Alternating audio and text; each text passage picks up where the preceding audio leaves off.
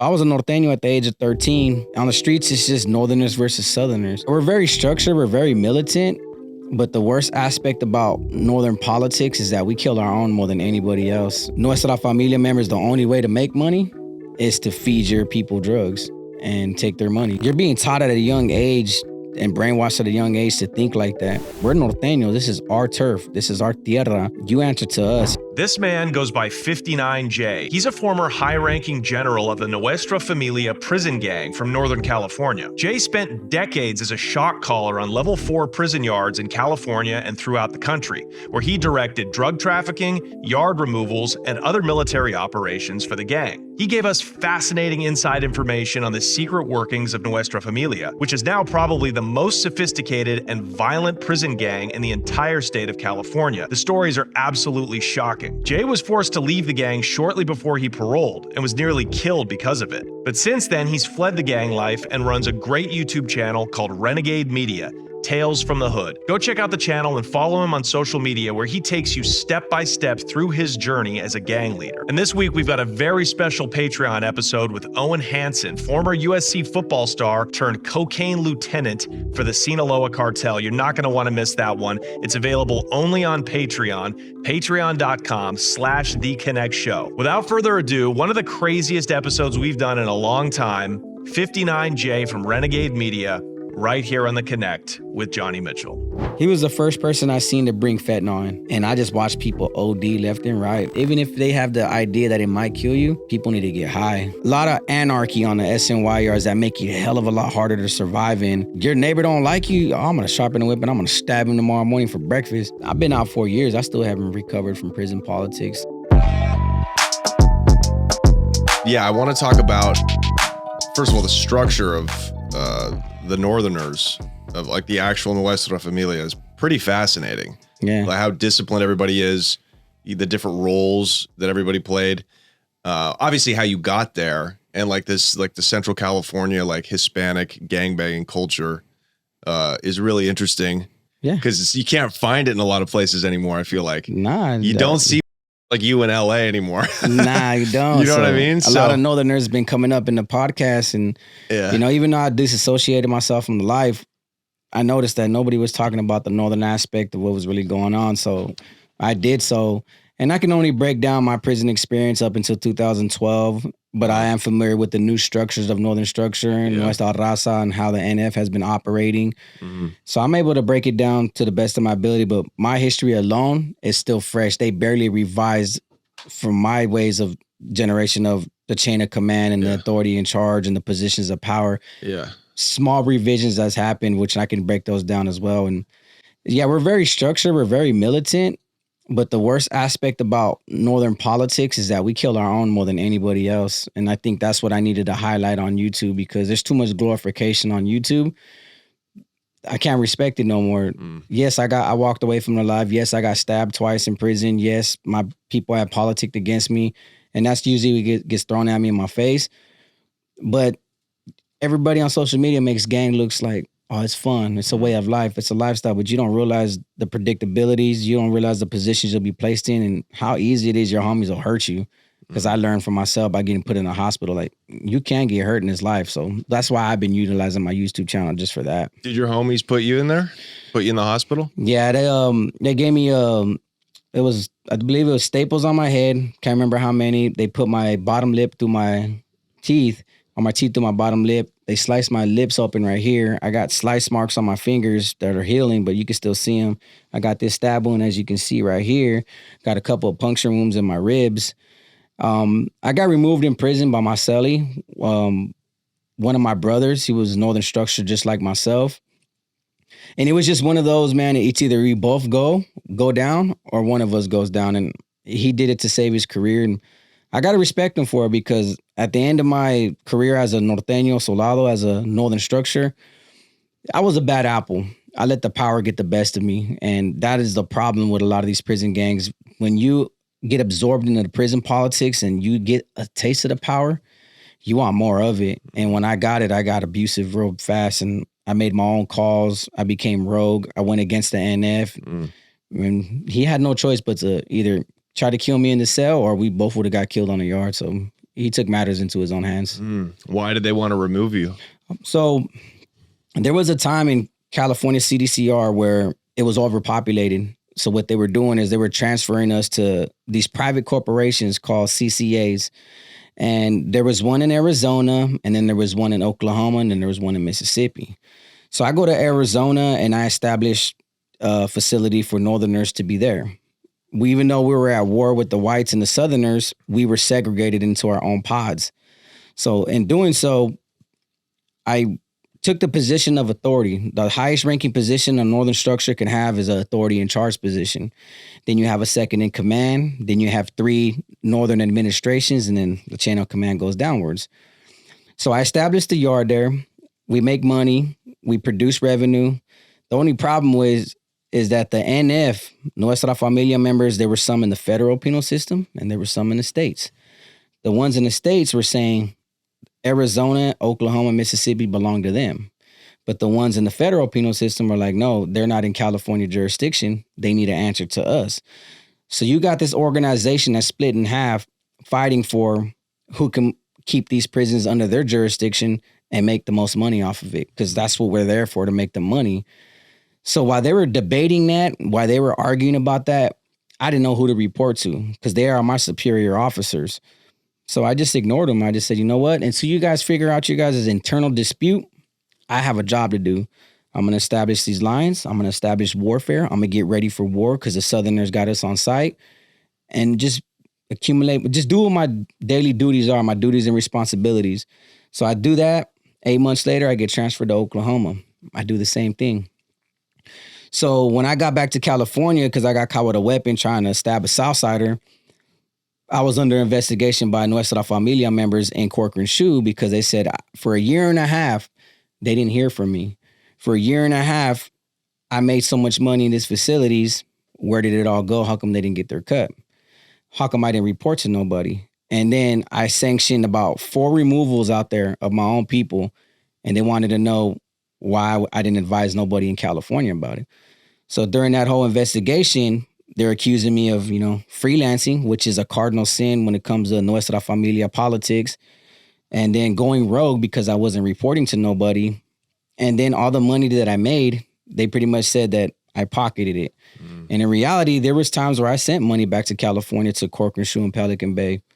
Just because you weren't provided documentation as to how it got there and who it came from doesn't mean that it doesn't validate that I didn't do it or didn't do it.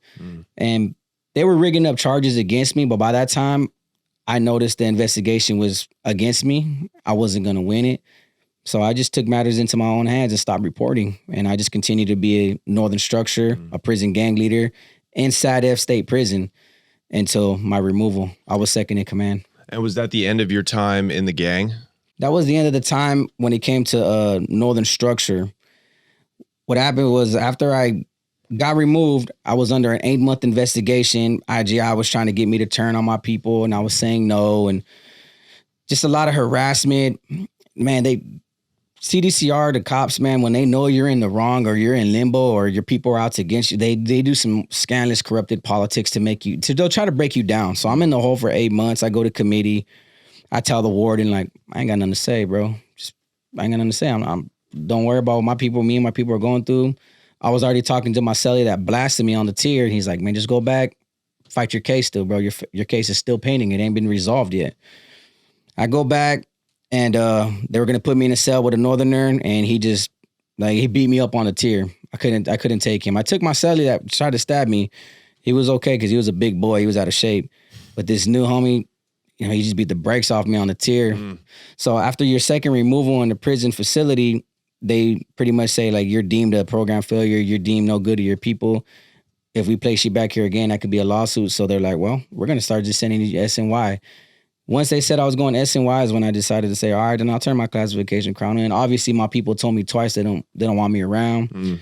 They turned their backs on me, that I don't belong to my organization. And they made the decision for me. So I had to transition to go to SNY, and that was when pretty much my career was over when it came to Northern politics. But it lasted about a good 7-8 years on the main line. Wow. And you survived and you dodged a life sentence. Not easy. Not easy, but for the amount of work you put in. That's the thing, though. The hardest part about getting betrayed by your own homies. Because a lot of people on YouTube that know me, they always say that I didn't make the cut or I couldn't hang with the life. Like, no. The same way I betrayed so many people on those main lines, the same 7 individuals that I turned against and I deemed no good and I had stabbed on the yard, it was easy for them to do it to me. It's just been when you become a position of leadership and a position of power, you don't think it could happen to you. So when it happened to me, I was like, damn, that was a humbling experience, dude. So it took a lot because from the age of 13 up until the age of 26 is when I got removed. All I ever knew was a Norteño identity. Right. That's all I ever was. So when they took that from me, I didn't know who I was for a long time.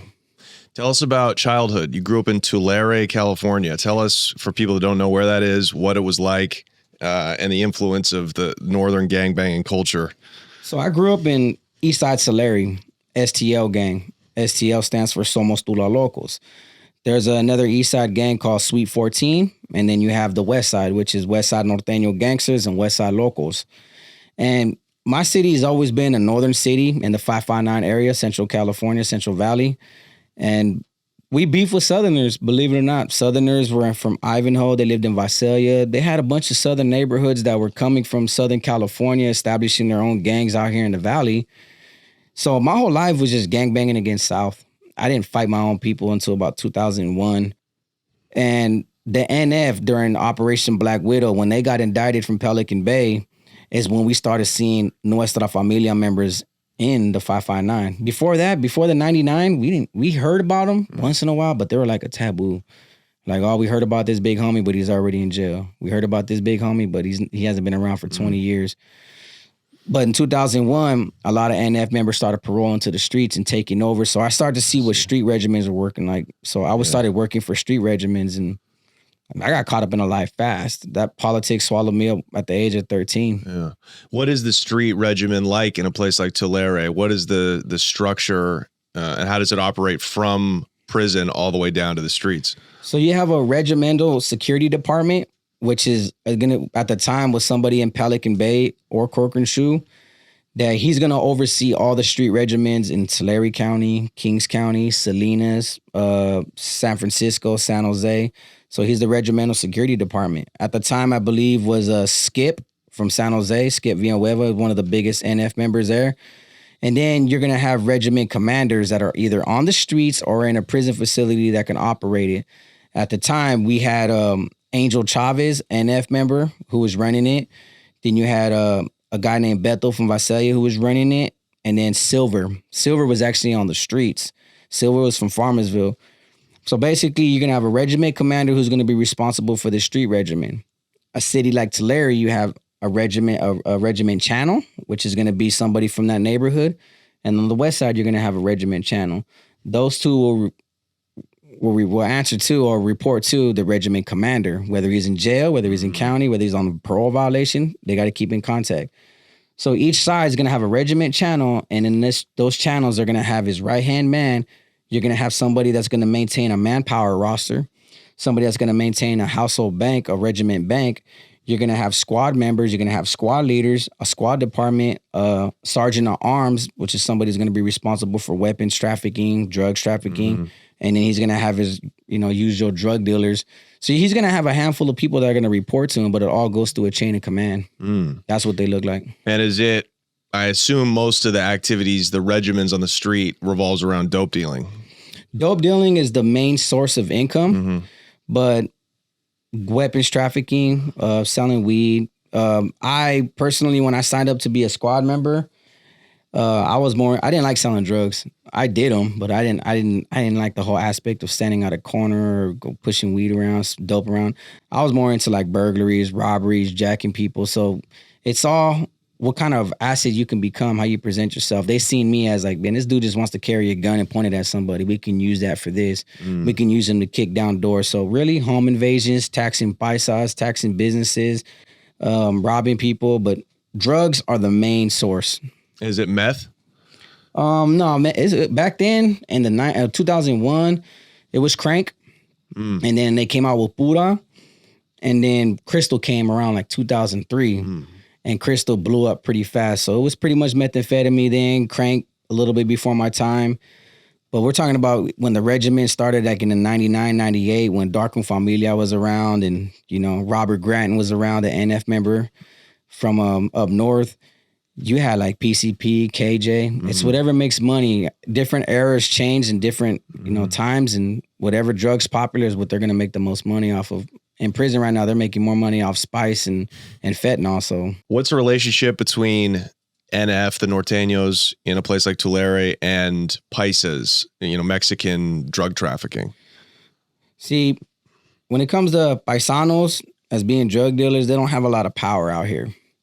If you're in Northern California, that is what you consider Nuestra Familia property, NF territory. So they're going to get taxed, and they don't really have any say-so unless they have like a cheap plug that we can benefit from. But even then, it's going to be at cheap prices. And if we catch them selling drugs in our area without permission, without the regiment channels being aware of it and the regiment commander approving it, we're more likely going to rob them. A lot of my robberies were paisanos that were selling dope that we were made aware of and didn't get permission with. So we usually rob them as much as we can. Or if not, if they're willing to pay a hefty tax, they can get taxed like $200 a month, $300 a month. And that money goes to the regiment bank, and the regiment bank will split that money up into threes.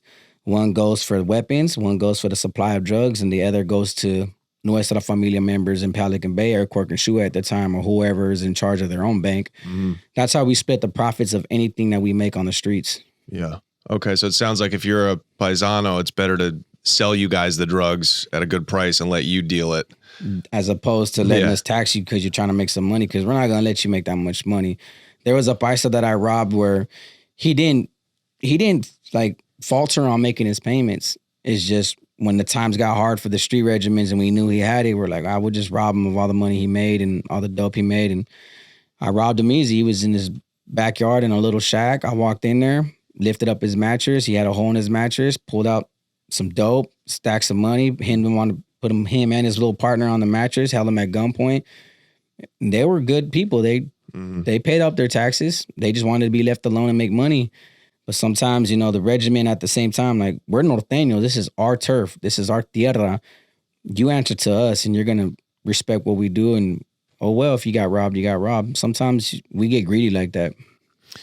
What is the difference between Nuestra Familia and the subgroups in the northern structure? See, what people fail to understand is that Nuestra Familia is an organization. They're not identified as Northerners, because Nuestra Familia originally started from Southern California. Chino Centers, where a lot of the members from Chino Centers, Chino, Orange County. It gradually went up north, where they started recruiting from the northern grounds and said, you know what, the division is going to be from Bakersfield down south will be southern. We're going to recruit from up north. They're a prison organization. They're a criminal enterprise. They are their own brotherhood. There's nothing about them that you could be referenced to as a northerner, northern Chicano. They're Nuestra Familia members. They're the organization, and all they did was create the Norteño identity because they got slammed down, and I believe it was 1972 and 1984 in Tracy DVI K-Wing. They couldn't do nothing for their organization. So what they needed to create foot soldiers that would do the work for them. So at that time, Northern Chicanos in the 70s, early 80s were getting oppressed by Mexican mafia members that weren't slammed down when they created the Southern faction. So there was a lot of abuse and oppression for the Northern Chicanos, Northern farmers, people from up north, where they actually ran to the NF and asked for training. So they got trained in weaponry and warfare tactics, how to create COCs, and they were given the identity, but the primary objective was, you guys go out there, start killing these Mexican mafia members, start killing these Southerners, and taking our prisons back so that way they don't have to be slammed down no more. The only problem is the NF was hit with the first state RICO indictments that wouldn't allow them to be transferred back to the mainlines. It kept them isolated. That's how the Norteño identity came about. But the sole purpose of the Norteño identity was to always work for the NF will.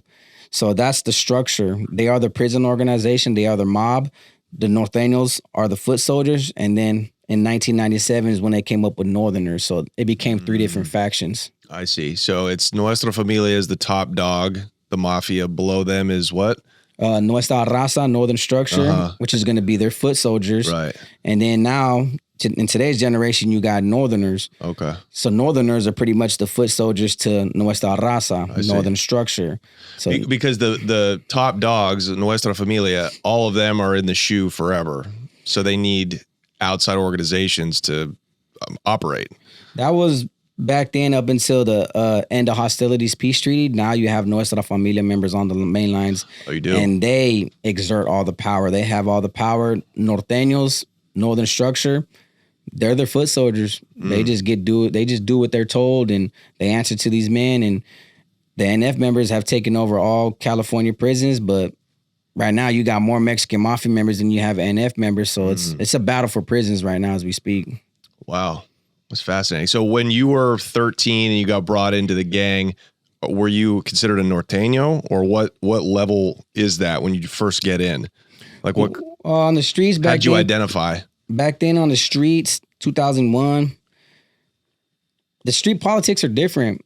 We're just Norteños. It's only when you go to prison when you start to learn what the Norteño really means, the status of it. On the streets, we're all Norteños. We all wear the same bandana. We dress the same, different cultures, different styles of living and approaches to life, like the way we talk and the way we conduct ourselves. So I was a Norteño at the age of 13 and went to CYA for putting in work. My homies told me to put in work on a Southerner. I beat him up with a baseball bat.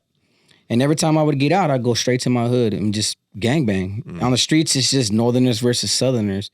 When the politics came into play, then it's the same thing. Northerners versus Southerners, but hey, we got to pay some taxes. We got to answer to a big homie. We got to do what a big homie says. We got to go rob. We got to steal. We got to kill. But if we're not doing that, or they're not out here, we're just living the normal Northern Chicano lifestyle, the Famero Bird lifestyle, just gangbanging and just doing what we do on the streets. So the Norteño identity on the streets is totally different from in prison. So when you go to prison, they teach you, like, you're not a Norteño, you're a Northerner. You're just a Northern Chicano. A Norteño is an identity that was structured behind the walls to protect and defend the people behind the walls. It was never supposed to cross over into the streets. But in prison, Norteños, the Northern structure, got so powerful that they were powerful enough to go against Nuestra Familia in the late 80s and early 90s, create their own street regiments. So the Nuestra Familia had to do something about that. So they came out with a filter called the Norte Law, which was to tell everybody Norteños are under the authority of the NF, to remind people of that. Because there was a time, like 10, 20 years, where we became our own entity. We fought them now. We got tired of answering to them, start taxing them, and we took over the street regiments, took their banks from them. There was an internal war that killed a lot of people. So when they implemented that in 1997 is when they were teaching us the Norteño identity strictly for behind the walls. Those are going to be the individuals who strive, who become true believers, who take over these prisons, but understand that they work for us. It took 20 years for everybody to figure that out. So how long were you in CYA for? 2001 to 2005. Oh, wow. It's a long time. As a kid, dude. Yeah. I think I only had sex with like 3 girls before that happened. Yeah. So. And then you got out and a man, probably. Yeah. And worse off than you were when you went in. Yeah. And hardened and probably like indoctrinated. And how long were you on the streets when you got out before you caught your adult case? I was on the streets 6 months. I know I threw my life away the whole time. That's all I ever knew was gangbanging. Once they told me I was a Norteño and what my duties and responsibilities were on the streets as a kid, which is the gangbang, kill Southerners, rob, steal, kill, whatever, you're being taught at a young age and brainwashed at a young age to think like that. And with these big homies that were on the streets, like literally exerting their power and authority over us, all I was being told was, hey, go do this, go do that, go rob him, go check him, go beat him up, go stab him. I didn't know what else to do with my life. So when I turned 18 and I got out, it was a lot worse. We had maybe like 5 or 6 NF members that paroled from Pelican Bay out there running the streets, running Salinas, running Tulare County, running Kings County. So I'm working hand in hand with NF members, seeing that there's more to this life than I knew about. I just thought I had to put on a red rag and kill some dude from Southern California. More to it. My people were like, we're a self-sufficient society. We're an organization, a criminal enterprise. We're supposed to be making money out here. So I got signed up to be a squad member by an NF member named Bubbles, who's actually in the feds right now on disregard by his own organization. But he was an NF captain at the time that I used to work for. And he would just have me kick this door in, go collect this, go burn this down, go rob him, meet him up over here. And he got indicted in Operation Red Reaper, and they indicted him, gave him 25 years for extortion, murders. They killed a confidential informant. They killed a bunch of people. I dodged that bullet because I wound up getting busted maybe a year and a half before he got busted, and I wound up going down for a string of armed robberies. So I was robbing everything you could think of for that guy. Yeah. Okay, so how much time did you get? It took me a while. I was looking at 30 to life. It was only because one of the guns I got caught with was a Mini 14 with a 30-round clip, which made it an assault rifle. And they got me for 19 counts of strong arm robberies, 6 guns, and a gang enhancement. And I was capable of beating the robberies for a lot, but I wound up confessing to 4 to try to get a deal. So I just told on myself and was like I did these robberies, but I ain't confessing to these robberies. And they actually gave me 10 years for the gang enhancement because they had a picture of me shaking that NF member's hand on his front yard. And that's all they needed to say. Everything that I did was for the furtherance of a street gang and a prison gang. That was the hard aspect to beat about my court case. So when they offered me a deal, the very first deal, they were like, we'll give you 15 years, 2 strikes. I took it. Because I was like, bro, I'm 18 years old. I'll get out when I'm 32. I still got a chance at this. I didn't know what I was getting myself into. I was just a young kid that wanted to look cool, that wanted to rob and have a pistol in his hand. And once you face realities of a court system and the judicial system and a judge saying like, I'm going to throw the book at you, everything was like, all right, hold on. Do I really want to do this for the rest of my life? Yeah. So I took the 15 years, 2 strikes. So how many homies go into level 3, 4 yards in California with 15 years and don't catch another case? Not that many, bro. I mean, there's a lot of people that do, but a lot of people don't have the opportunity like me. The thing that saved me from catching cases in prison, because I went to level 4s. I only went to level 3 for like 2 years, and I went back to level 4s. All my prison term was level 4s. Like I said, High Desert, Tehachapi, Kern Valley, Sadev. But it's because I was a Norteño on the streets, the prison identity Norteño, not a Norteño on the streets as in a soldier. I got embraced early. So they had to teach me how to run COCs. They had to teach me Norteño education. They had to teach me how to establish yards. So I got so invested in leadership positions that I really didn't have to, catch a case. I went to war with Southerners twice. I went to war with blacks and I went to war with whites, but those are riots, nothing big. Right. So the what are leadership, COCs? COCs are what you call chain of command. So you're going to have the authority and charge position. But in today's generation, they changed it to a 3 end-soul panel. So they gave 3 individuals in positions of authority. So it's more like a voting system, 2 against 1. That's the majority vote. Back then, I was the authority in charge, so I was the only one that had any say. So just depends on what my subordinates tell me. So you're going to have the authority in charge, a second in command. The second in command reports to the authority in charge. Then you're going to have 3 people under him. A Northern Administration 1, which is going to run everything in the in-house. Northern Administration 2, which is going to run everything outside. And a Northern Administration 3, which is going to run your education department. So everything that gets ran in the in-house is all his chain of command on the lower. A block channel, a tier security, a head of security. They're responsible for securing the cells. So they want to make sure that you have a weapon in your house. They want to make sure that you're monitoring all your enemies on the tier. They want to make sure how to secure your doors from getting opened up by an opposition. They want to make sure you have weapons buried in the table, in the day room, underneath the stairs. Where can you stab somebody in the day room without getting caught? How can you sneak into somebody's cell? If I asked you to kill this Southerner or kill this skinhead or this white guy, how you going to engage him in the cell? What is the best method? So they're focused on in-house security. Right. Yard security, his department, squad leaders, squad members. How you going to stab that man in his area? How you going to catch him slipping if he goes to get his package? They're going to be focused on how to murder somebody on the yard. The third one, we're just teaching our people. We're indoctrinating our people every day about Norteño politics so they know what their job is every day. And what are those politics? What is that education? You're going to know your duties and responsibilities as a Northerner. Like, what are you going to do? You're going to defend and protect the household. I'm going to teach you how to defend and protect. I'm going to teach you why you're going to defend and protect the household. I'm going to teach you why you need to be subordinate to your superior officers. I'm going to teach you why you need to follow these hundreds of rules of each department. I'm going to teach you what you really are and what you're supposed to do here on these yards.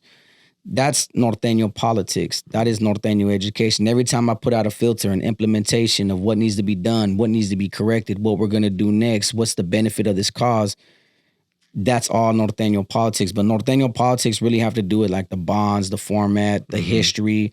We're just teaching Norteños how to be Norteños and the Norteño lifestyle behind the walls, because obviously we're all in prison.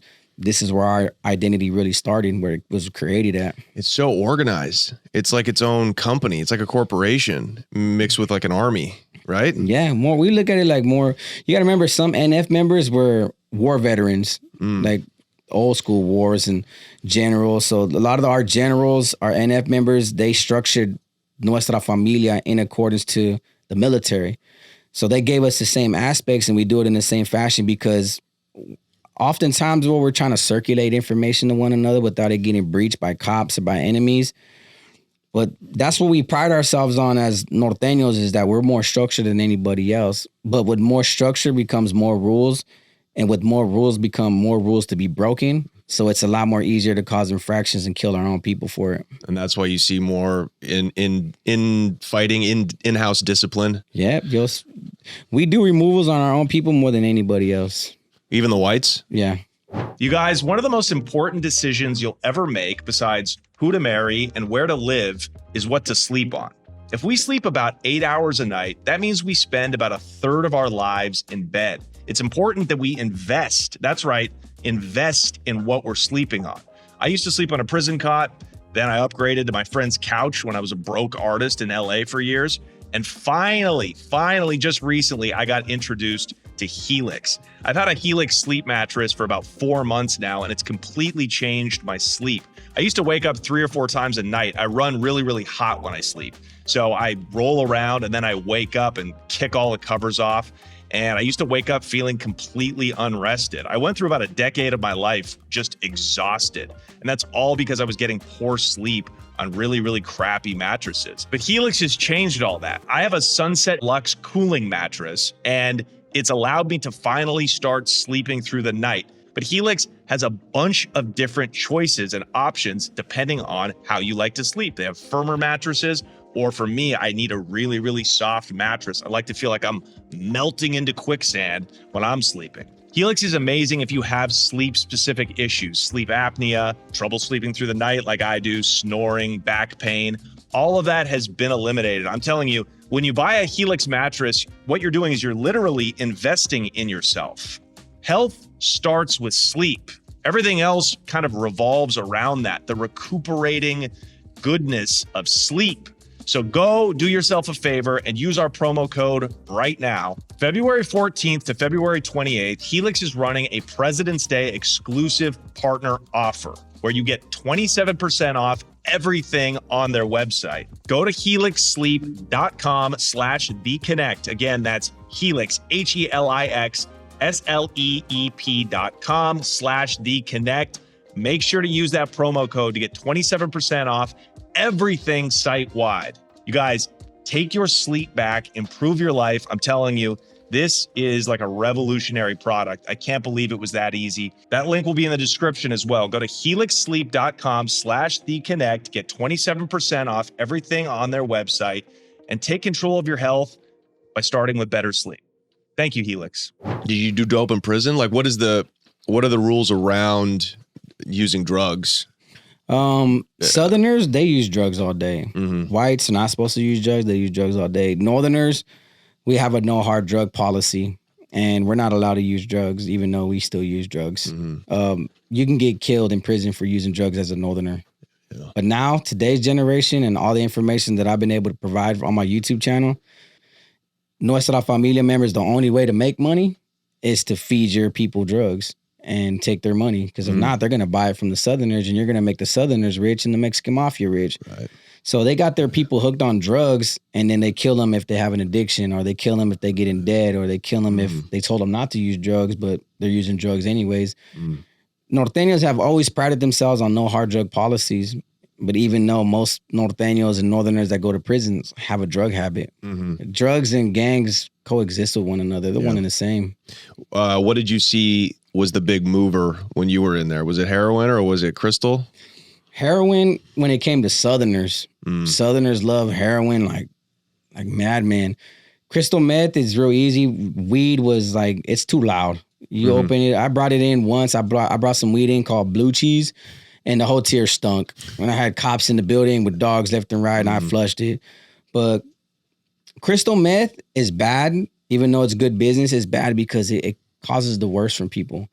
You're going to see people in their cell eating their boxers. You're going to see people in their cell. I've seen so many people kill their cellies off crystal meth, and I'll never forget those situations. Like I seen a bulldog on the SNYR strangle his cellie because he just thought his cellie was talking smack about him. They never even left the cell for days. He just assumed that in the back of his head.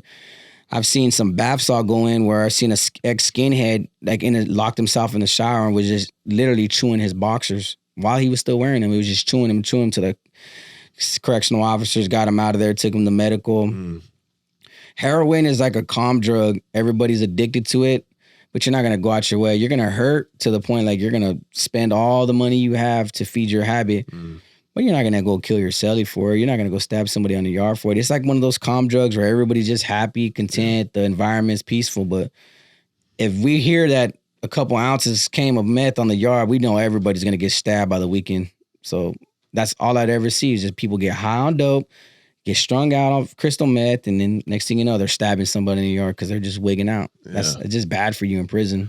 When you got there, so it sounds like, did you have to put in work to get stripes to achieve rank, or did you already have that from doing work on the street?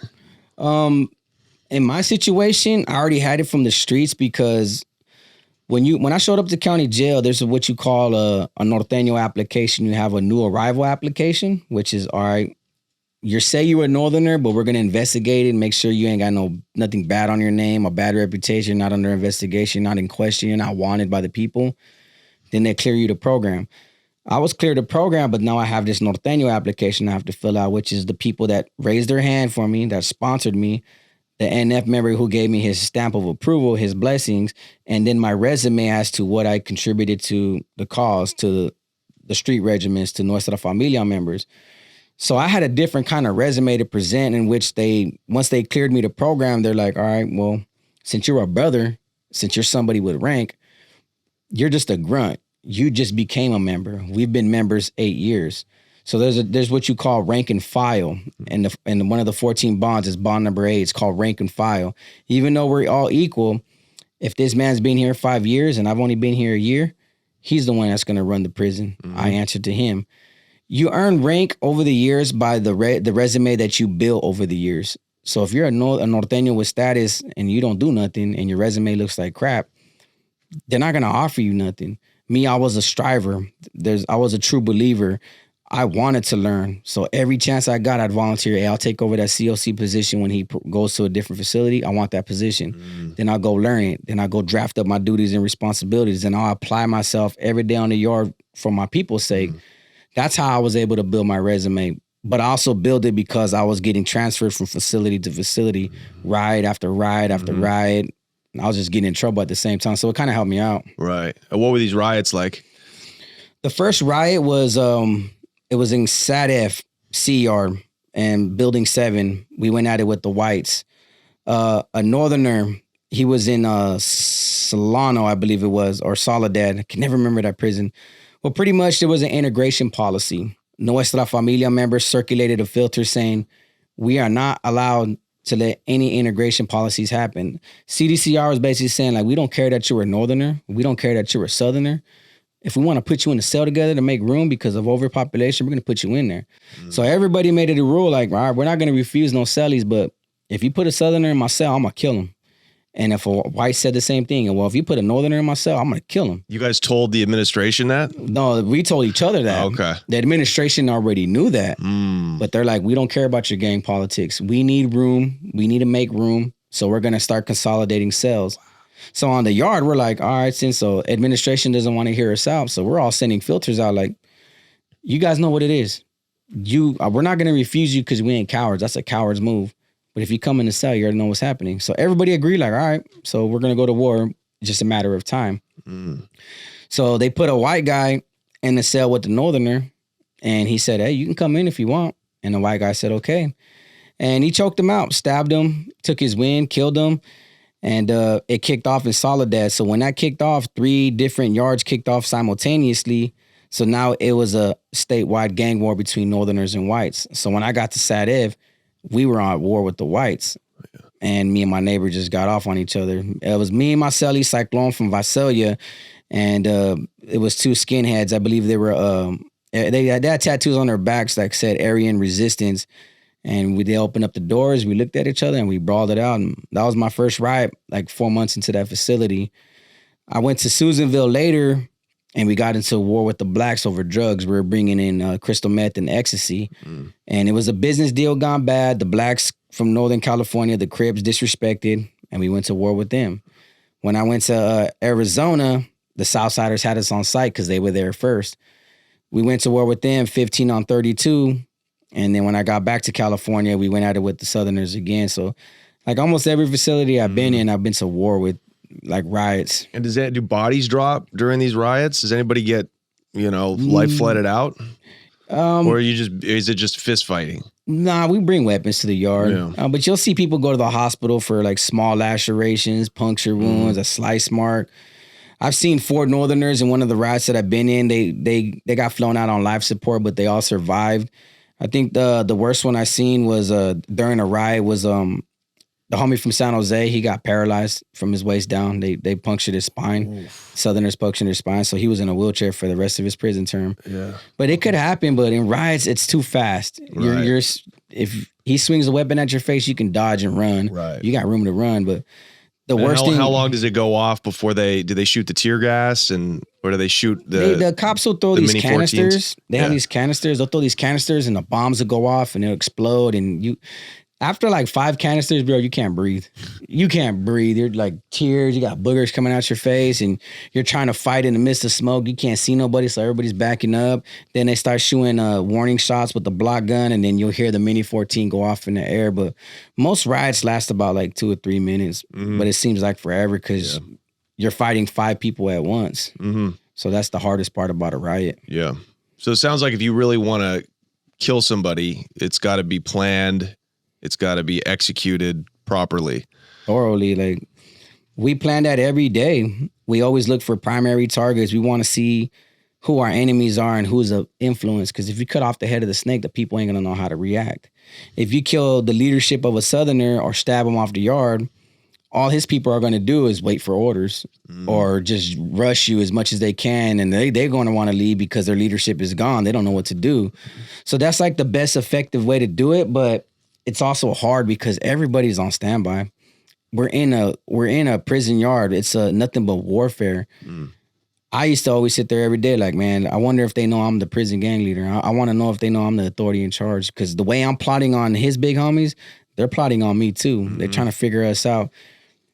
It's really hard to kill somebody, but when you do it, it's real simple because there's nowhere you can run. You just got to find a place to isolate him somewhere on the stairs, catch him when he first walks out of the cell, wait till he goes to the shower, and then when he's done with his shower, come up on each side of the tier. He doesn't even know. He's just over here drying off. Open the door and stab him in the shower where he has nowhere to run. He's a little box. You just gotta plan it out, but you got nothing but time. We're all doing prison time. Right. So that's kind of what the mentality is every day. It's watching people's movements. I mean, it's just like on the street when you're plotting something. Wow, that's crazy. There's a Norteño politic. It's like an implementation that we do. So what it is in the inside, I call it a daily tier report. So I'm going to have a Northerner every day, somebody different. He has to stand at his door all day, and he's going to monitor the targets that I want. So anytime he sees somebody fishing with him, I want to know about it. Anytime somebody goes to his door, I want to know about it. He's going to give me a piece of paper at the end of that day of about 8 hours worth of information on how he watched this dude every day. And it's going to alternate from Northerner to Northerner. Same thing on the yard. Every time you go to yard, I'm going to assign somebody. You see that fool right there? watch him all yard. I want to know where he goes. I want to find a pattern. I want to know where he's going to be at most of the yard. Where is the best place to hit him? Does he bury something? Does he pick up something? Who does he report to? Because I want to know who his bosses are. And there's going to be one northerner on the yard doing this all day. Just he will not take his eyes off him. And I get that report. And after so many months of that report, then I start to realize, okay, he's always going to be by the handball court around this time. This is his routine. He talks to these certain people. After that, he goes, kicks it over here. That's where I'm going to kill him if I have to. This is how we plot every day, the art of war. Wow. And the discipline, the Mexican discipline. People don't realize that haven't been to prison. Like, really, the most disciplined cats who look like they're in boot camp are the Mexican gangs. Yeah. And it sounds like Nuestra, the Northerners, are the epitome of that. Yeah, I believe so. Southerners don't operate like us. The only thing they have that's more powerful than us is numbers. Because look at how big Southern California is. Look at LA, how many neighborhoods. These dudes kill each other in incredible numbers and just flood the penal system. So their power is in their numbers. Right.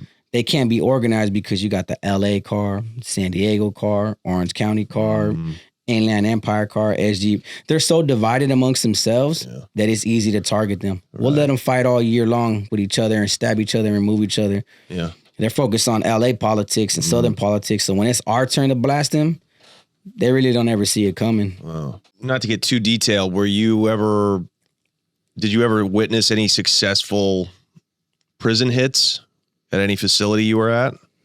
I witnessed a lot. I can give you examples after examples. Are we talking about just removed bad or murdered? Both. I've seen Southerners remove their own, slashing their throats, losing eyeballs, stabbed pretty bad. One of the craziest murders I seen was 2 Southerners from an LA car killed a Southerner from a San Diego car on the yard. And it looked like they were walking a track together and they had him in the middle and it looked like they were just lecturing him. But there was a part of that dude that I can tell where he was on the yard. Like he knew it was coming. So he was trying to push himself away. He kept trying to get out of the situation. He kept trying to say, like, I'm going to bounce over here. I'm going to go kick it with my homies.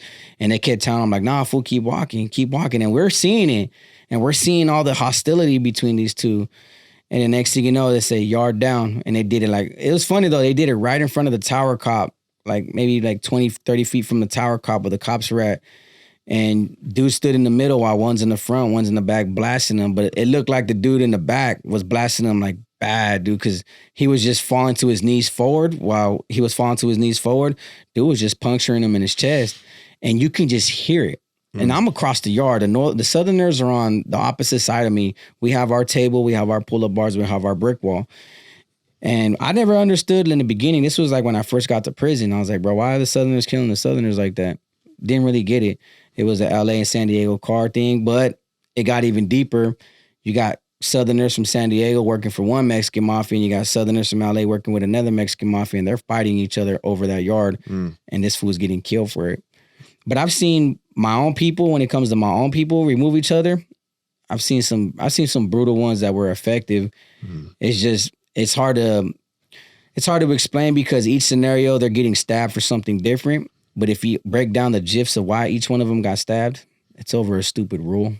Stupid rule that they chose not to follow, that they could have followed. A rule that was unnecessary, but a bunch of powerful people were like, you know what? I don't like how he conducts himself. So I'm going to make a filter and I'm going to make a rule that everybody needs to follow because I don't like the way he carries himself. And then he gets killed for it in the end. And most of these removals that go on from within the gangs, the guy who's getting removed doesn't even know it's coming. Never. It's like he'll be kicking it with his homies and laughing and carrying on, and they all know what's about to happen. And of course he doesn't.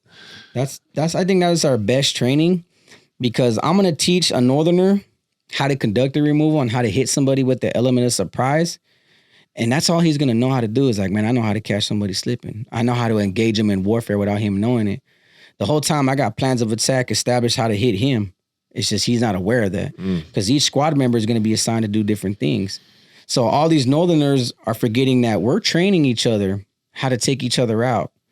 But they'll never put themselves in a predicament like that could be me one day. They never anticipate it. So it's real easy to blindside them with the removal and like you didn't see it coming because you didn't think it could happen to you. But overall, what I would do effectively is that instead of letting him feel like it's coming, I'm gonna make him feel comfortable. If it's not an immediate threat to me, I'll be like, hey, bro, just don't do it again. Follow this rule, you'll be okay. Hey, here's 3 days of discipline. Okay, he does his 3 days of discipline. He feels like the people were disregarding him. Then I'm gonna wait. All right, your discipline's done. I'm gonna shake his hands. I'm gonna bust a spread with him. I'm gonna give him some pruno. I'm gonna let him kick it for like another 2 weeks until he gets comfortable.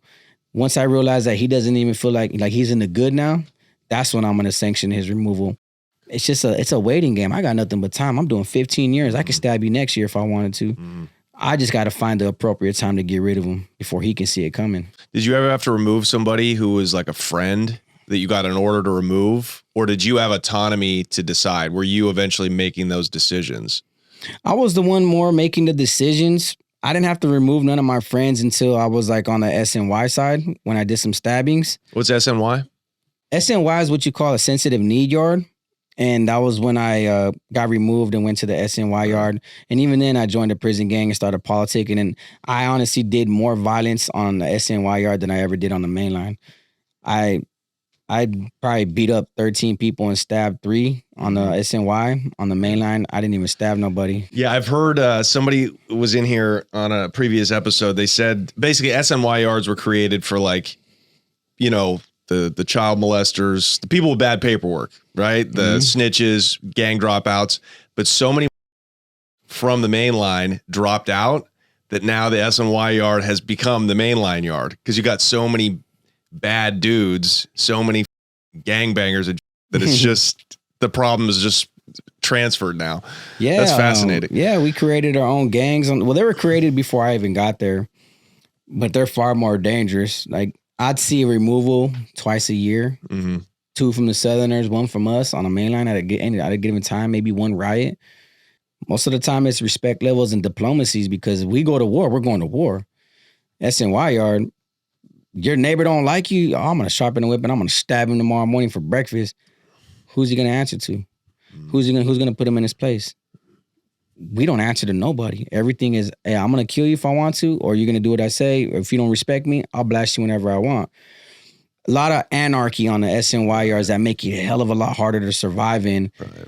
But that was the only time I had to remove friends. Norteño politics, just because I called him my brother and because we were Northern Structure and we're from the same organization doesn't really mean he's my brother. It's just a term that we use, a term of endearment to show him like, hey, bro, we're one and the same. We believe in the same thing. We represent the same cause. We're part of the same struggle.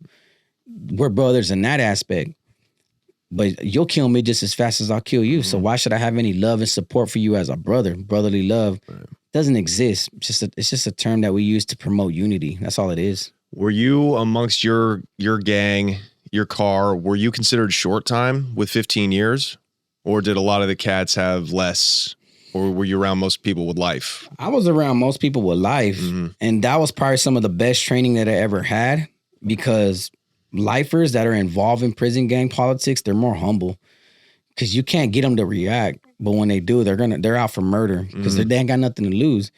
So I'm getting educated by people that are doing life without the possibility of parole that are teaching me like, look, man, you got power. You're a young kid with power.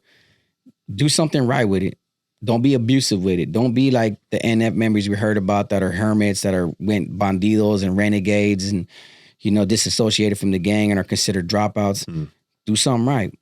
Do your investigative work. Make sure you're not killing your people just to kill your people. They had a different perspective about life because they had life. Yeah. Somebody like me that has 15 years, I was like, bro, I ain't got nothing to lose. I can catch another 10 years. So what? I'll kill this fool or I'll stab him and catch another 10 years. I'm still young. So that's how I was young and ambitious, but I was overly ambitious where I overstepped my boundaries all the time. Once my rank started looking better and I had more years of experience on my belt, dude, the power got bigger and the power got more. The influence got more to the point I was like, bro, you can't tell me nothing or I don't care what you say. I'm the authority in charge. I have the final say. So if you don't like it, I'll blast you too. That's when it got worse for me. I just forgot everything that I was ever taught. Okay, so tell us about going to those private prisons. Man, bro, it was like Disneyland, to be honest with you. We got there, right? I got there in 2008. First thing that happened, we were segregated. They accidentally popped the doors, and we went to war with the Southsiders. We left one brain dead or brain damaged, but they left like 6 of us in the hospital. The administration there realized that we can't get along, so they kept us segregated. But we're talking about staff that had no knowledge of our gangs. They were just like private security, somebody you would hire at a birthday event or something. And they had like one little can of spray, and that was it. Wow. Mostly women. And we were able to knock these women, and we had maybe 6 women, 7 women on our payroll, bringing us drugs, bringing us phones. We were having sex with them in the cells. Yeah. We were living good. We made money monthly off those facilities. And what I mean monthly, I mean like the last one I can remember, we made like $14,000 a month off these staff. Wow. Just bringing in balloons. Bringing in quarter pounds, quarter ounces, zips. There was this weird thing, like they let us get packages, right? And they would never scrutinize our packages. So I had a friend, my neighbor, his name was Damage. I'll never forget it. Damage from Vallejo. And he was from San Jose. And he goes, hey, my brother works from GameStop. And I'm like, I didn't know what GameStop was. And I was like, and? He goes, I can get an Xbox sent in here. I can gut it out and put like 10 cell phones in it. I was like, what do you need? He's like, I just need a cell phone to call him. So I give him my cell phone. He calls his brother. About 2 weeks later, he gets called. The packages comes, and I'm staring at the box like, oh, they're going to bust it. They gave him the Xbox. He walked right in his cell, walked behind him. We unscrewed it. We had 10 cell phones with 10 chargers. Wow. Didn't have to pay nobody. The legal system out there, they don't scrutinize your legal mail. They don't open it and check it for you. Oh, hey, can you sign this? This is legal documents. You sign it, they give you the envelope. Dude, we had heroin and crystal meth coming through legal documents like every month. Wow. There was a female CEO that we used to run a train on. She was like, I don't know, maybe 60 years old, dude. She was old, like real old. Mm. Dude, she'd bringing zips of heroin, like nothing. She was in love with like one of our homies, and so he would just have to bang her out in a day. Yeah. There was no supervision. Wow. One camera that faced the whole room, and the COs can literally walk in their cells, and we can just be in there having sex all day. Yeah. So it was just a field day. We made so much money. We got to Oklahoma. Why did you have to leave? Why'd they ship you out? Because they were bringing more Northerners from California. So that was like the first stop was Arizona. So those of us that been here 8 months to a year, we got transferred to Oklahoma. And then from Oklahoma, you would go to Mississippi if they needed more room. California was becoming overpopulated. And so when I got to Oklahoma, same thing. The female COs there were just like giving it up to inmates. Some of them didn't even want the money. They just wanted to have sexual affairs with some dude they thought was handsome. And I was seeing women fall in love, women getting married to these guys. I've had homies that got married to some of these staff. And dude, it was just a free-for-all. We had so much drugs. It was just like we were giving it out to people. Like, here, man, here's a 8-ball from the streets. Like, here, you can have it for $50. Give me $50 JPay or something. We were balling out of control. Right. That prison. That prison was no form of discipline, no form of correction. We all became like big time drug dealers. Wow. I literally I left Oklahoma for that weapons charge. I got transferred to SAT-F with like maybe like $4,000 to $5,000 on my books just off money I made, not money that I created for the banks there. Right. That's how we were balling. So it was all private prisons in America are almost like prisons in Mexico. Like everything goes. Everything goes. Well, we weren't like Mexico. Like, you get guns and Uzis and grenades in Mexico. But over here, it was just anything went. And is that because they're private, so they need to make money, so they they staff it the least, and they have the least amount of security to keep their costs down, right? I'm not sure. I'm not sure what these private corporations were for. Yeah. I know there's a lot of profit that could be made by creating, new facilities for inmates. But like I said, it was just, you got one compound, and each compound has 3 buildings. And in those 3 buildings, you had 5 pods. One of them would be ad seg. And you have 1 cop per pod. Yeah. And I'm seriously, they walk around with a little pepper spray, some keys. They open your doors once an hour. And they literally are given a chair just like this, sit at the end of the pod, and they just watch you. They just babysit. So a lot of these women were like so bored that they would just talk to us like, so where y'all from? Or what y'all doing out here? What you in here for? Damn, boy, you handsome. And then you were just like, hey, you want to come in a cell? You want to make some money, hypothetically? Dude, the person that I was making money off of the most was my correctional counselor. He was a regular dude. And to believe it or not, all he asked was he seen a tattoo artist in my building. And his name was Murph. Murph was from Santa Rosa. And he seen that dude's drawings and he goes, hey, does he get down like that tattoo? So I showed him my tattoos. I was like, that dude's bad. He's like, hey, you think he can draw like a sailor, like a ship with water and this and this and that? So I bring it to the homie and the homie's like, well, what's in it for me? I was like, bro, we gonna get this food. Just trust me. Literally went in a cell, let the homie tied up his arm, gave him some bad ink on his arm, clean artwork, and we had him locked. Yeah. So he was bringing us whatever. We can use his computer for whatever. He'd be like, all right, what do you guys want from the streets? This and this and that. And we would just get like drugs here and there from him. But we pretty much had him on a payroll. It was that easy to knock him on a payroll. So you $5,000 on your books in prison is like having 100,000 on the street. I mean, you're eating. Yeah, well, I was eating, but that was just what I was able to bring. That's not what I was spending.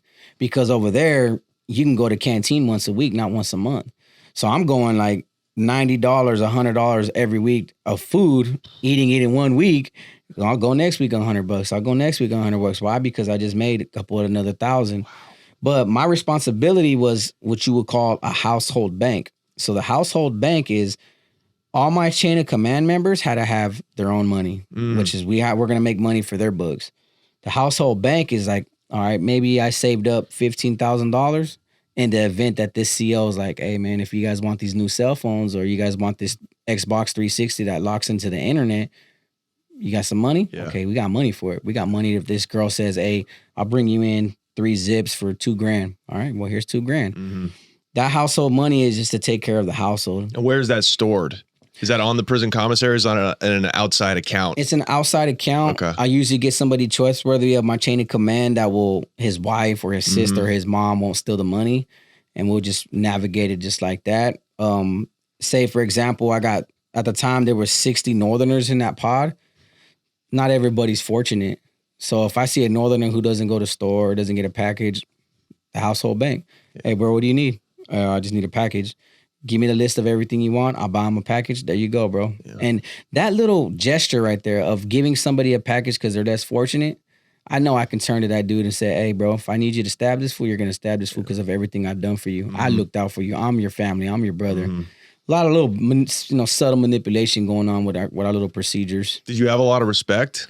Sounds like you were a good leader. No, I was a good leader up until Oklahoma. Oklahoma is when my downfall happened. But it's only because when I already knew I was under investigation, I was under question. I did a lot of removals out there that I didn't want to do, but were necessary.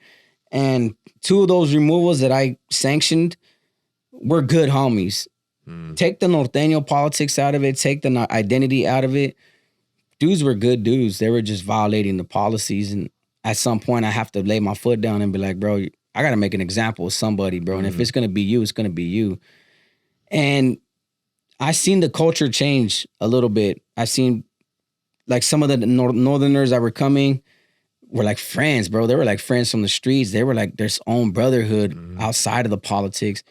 And I kind of ruined that. So I had a bad reputation. Like, man, this fool just got rid of 2 homies, good homies that we liked because of these stupid Norteño politics that these dudes are pushing. There was a lot of Norteño soldados of my status, of my caliber, that were real abusive. And I was feeding off that energy. When they were becoming abusive, I was like, okay, this is how I need to be to earn the respect. I was just gaining the wrong respect from people. It was respect out of fear, not respect out of honor and appreciation that, you are my leader. So I was doing it to myself but not even realizing it. Who were you when you were in Oklahoma and in Mississippi and these other private prisons out of California? Who were you reporting back to, and where were these guys? These people that had rank on you? Technically, I was supposed to be reporting to Nuestra Familia members. Right. Only problem is I wasn't. See, when I first got out there, my padrino, my godfather, the person that brought me into the organization, he was on the streets. Remember, I told you he got indicted in Red Reaper for killing confidential informants and burying some people. I had contacted him and I said, hey, I'm in Arizona at a private facility, bro. Like, this is not California jurisdiction. Who am I supposed to report to? And he was like, you know what? I don't even know. Let me get back to you on it. He got indicted. So I got a letter from Arizona from an NF member saying, hey, since you're in Arizona, I'm in Arizona. I'm at this federal facility. You report to me. But I get a kite from California saying all these facilities have NF members. You are not allowed to be in contact with because they're the federal jurisdiction. You're still a California inmate, which makes you a California state jurisdiction. So now I'm like, well, who am I supposed to report to if you guys are saying that I got to report to California? They didn't provide a name. So you got NF members in the Fed saying, hey, you report to us. Then you got California NF members saying, you report to us. Where I was like, well, when y'all figure it out, y'all let me know. Y'all give me a name and an address and a CDC number, and that's who I'll report my letters to. They never did. So for a year and a half, I just said, you know what? Until they figure it out and somebody shoots me a letter saying, I am your regiment commander, you will report to me. I'm at this facility. I just went about my business like I was supposed to, establishing these yards, securing these yards, creating production and revenue for my people. But after a while, I think I had so much fun out there with like Xboxes and PlayStations and drugs and phones where like that too. And then so I just didn't even care about NF politics. And I was already reaching to that point of my status where I was like, bro, I don't really need to answer to them. I'm just obligated per Norteño law. But as long as nothing's going on and I got everything under control, what do they need to know? So you didn't really have aspirations to like move up and get made and become like a member of Nuestra Familia? No. When I got back to California in 2011, they did circulate a filter. It was pretty much basically saying any Norteño with status that had more than 10 years on the main line can pick up a weapon, stab somebody, go to Cork and Shoot, gain the schooling to become NF members. My cellie that stabbed me, that was his ambition. Mine wasn't on the basis that after so many years of politics, and once you start implementing them, once you start holding leadership, once you start being around different personalities and characters of your own members, of your own brotherhood, I started to see the shadiness. I started to see the betrayals and the backbiting. Then now I'm feuding with different prisons with different brothers that I haven't even met face to face, but we're beefing. And I'm like, bro, this is just scandalous. And after the 7th sanction removal that I did on my own people, it got to me after a while. I was like, damn, bro, like I'm literally just stabbing these dudes for this when I could have cleared it. But because protocol says that I can't clear it, I have to stab them instead. By the 7th one, I was like, bro, we just killed our own people. And this is just the 7 people that I sanctioned. All the prisons that I've been to where I was a lower COC member, I seen authority of charge members killing the same people. So I got 7 years on the main line of just seeing Northerners stab Northerners. So I was like, bro, what am I really defending and protecting when I haven't seen a Southerner really kill us yet? I've seen Northerners do it. I've seen Southerners, put some of us in the hospital and stab us during wars, but then we start shaking hands with them, I don't know, like 4 months later. But every day I'm plotting on a Northerner. Every year I'm seeing more Northerners get stabbed by more Northerners. After a while, the politics in my head just kind of got mixed up, and I was like loyal to it, but I didn't want to be loyal to it anymore at the same time. Who are the bosses? Who are the one? Obviously, this infighting is all traces back to just the bosses of these organizations jockeying for their own power, right? It's just like anything, any hierarchy. How many leaders of the Nuestra Familia are there at any given time? Do you know? And where are they? You got a lot of, see that there was a thing in 2001, it was called the Black Widow Operation, when the NF members in Pelican Bay got indicted and they all got snatched up and went to the feds. They were all our generals, our original generals. You got Corny Tristan, you got Skip, you got Cuete. Cuete was the main one. You got Tex. Then you got there's a couple other members that I can't recall as like right off my dome, but those were what you call the NF brass. They were the brass, the NF table. They go to the feds, and there's NF members that were left in the States. Both factions were incommunicado with each other. They weren't communicating for 10 years. They didn't know the whereabouts of each other. Some of the NF generals were in ADX Max where they couldn't report to nobody. But these guys that are in the feds are the generals. They're the ones that still feel like no matter where we're at, we're the top dogs. We're part of the original governing body, the inner council. We're the ones that run everything. But then you had all these NF members who seen all these vacancies in their own structure, took over, undermined them, So you got two different factions. You got the state faction, you got the federal faction that all believe that they're the overall authority. That's where a lot of the infighting is happening in today's generation. You got Northerners that are believers of the NFs in the states. You got Northerners that are believers in the NF and the feds. And it split the whole organization up entirely, where we're going to war with each other now over who we're loyal to. Well, tell us about the state, because that's what you saw. How does, you said like the guy who stabbed you was trying to get pipelined into the program of actually becoming an NF member. How does that work? How does that pipeline work? Sometimes when you present yourself to the organization, they're looking for a common thing. They want to know if you're an asset, a source of interest. Can you make money on the mainline? If I tell you to stab somebody and kill them, will you do it in a heartbeat? Are you going to question my motives? Are you going to question the investigation? Your resume that you present to the organization has to look good. Are you well educated? How many prisons did you run? How many NF members did you take care of as an NSOL? How much money did you put on this NF member's books? Do you acknowledge and respect this NF member? Have you looked out for this NF member? How many people have you deemed no good? How many people's careers have you saved? How many chain of command positions have you held? What have you done to contribute? They're going to ask you a bunch of questions. Most importantly, you got to be ready to kill somebody in order to join that organization. The problem was my cellie was willing to do that because he had life. I wasn't ready to take a life in prison to earn that kind of reputation. I was just wanting to be a prison gang leader.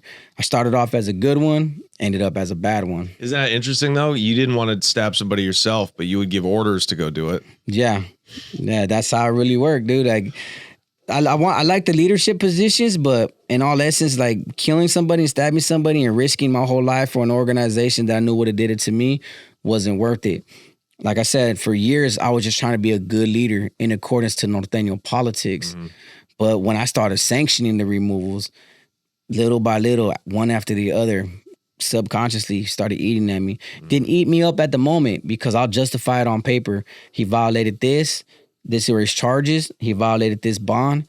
He's a coward. He's a deserter. He's an abandonment. Or he's an immediate threat. And you justified in your head as much as you justified on paper that was the right call. But just because I made the right call, the next man might think it was the wrong call.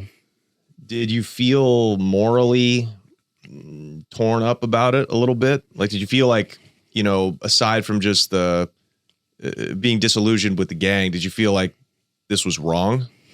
Back then, no, because brainwashed and being indoctrinated with our bonds, it's all I live by.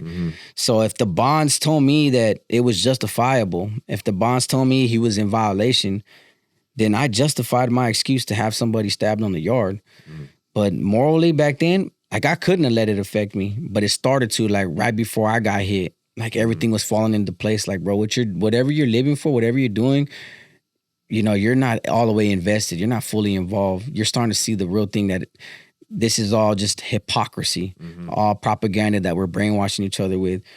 Now that I look back, I remember every name, where their neighborhood's from, their full first and last name. I never told these stories on my own channel because morally, bro, I shouldn't have did that. I could have saved maybe 4 out of the 7. 3 of them had dry snitching paperwork that, you know, paperwork's paperwork. He snitches, you got to go. But 4 of those other individuals, I could have taught them different.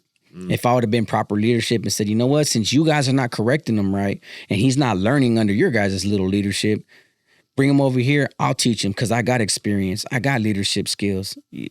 I could have did that, but I didn't take the time on my day when I'm over here responsible for 50 lives of 50 Northerners that are all trying to program the same. So while these 49 are doing good, you're the only one doing bad, I'll just get rid of you. And these 49 they'll go about their lives perfect because they've been programming perfect. I could have saved a lot of people. I could have saved people that I didn't even make the calls for. It's just you're trained to say, you know what? Whatever he's getting stabbed for, better him than me.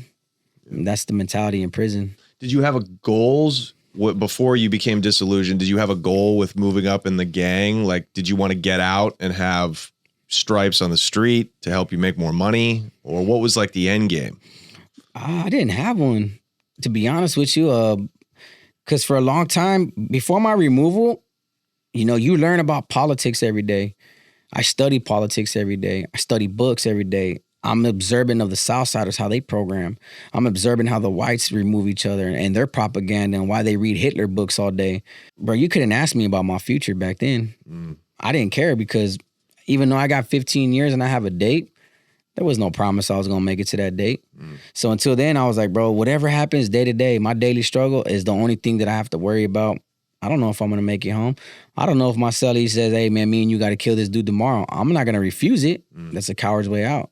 I can't abandon my leadership, but if my cellie says, hey, I outrank you, you need to stab him, I was going to do it. Granted that I never been put in a position because of my leadership positions to say, somebody say, hey, man, you got to go stab this dude for it. You know, I'm blessed and thankful for that, but I didn't have no end goal. I just knew my identity.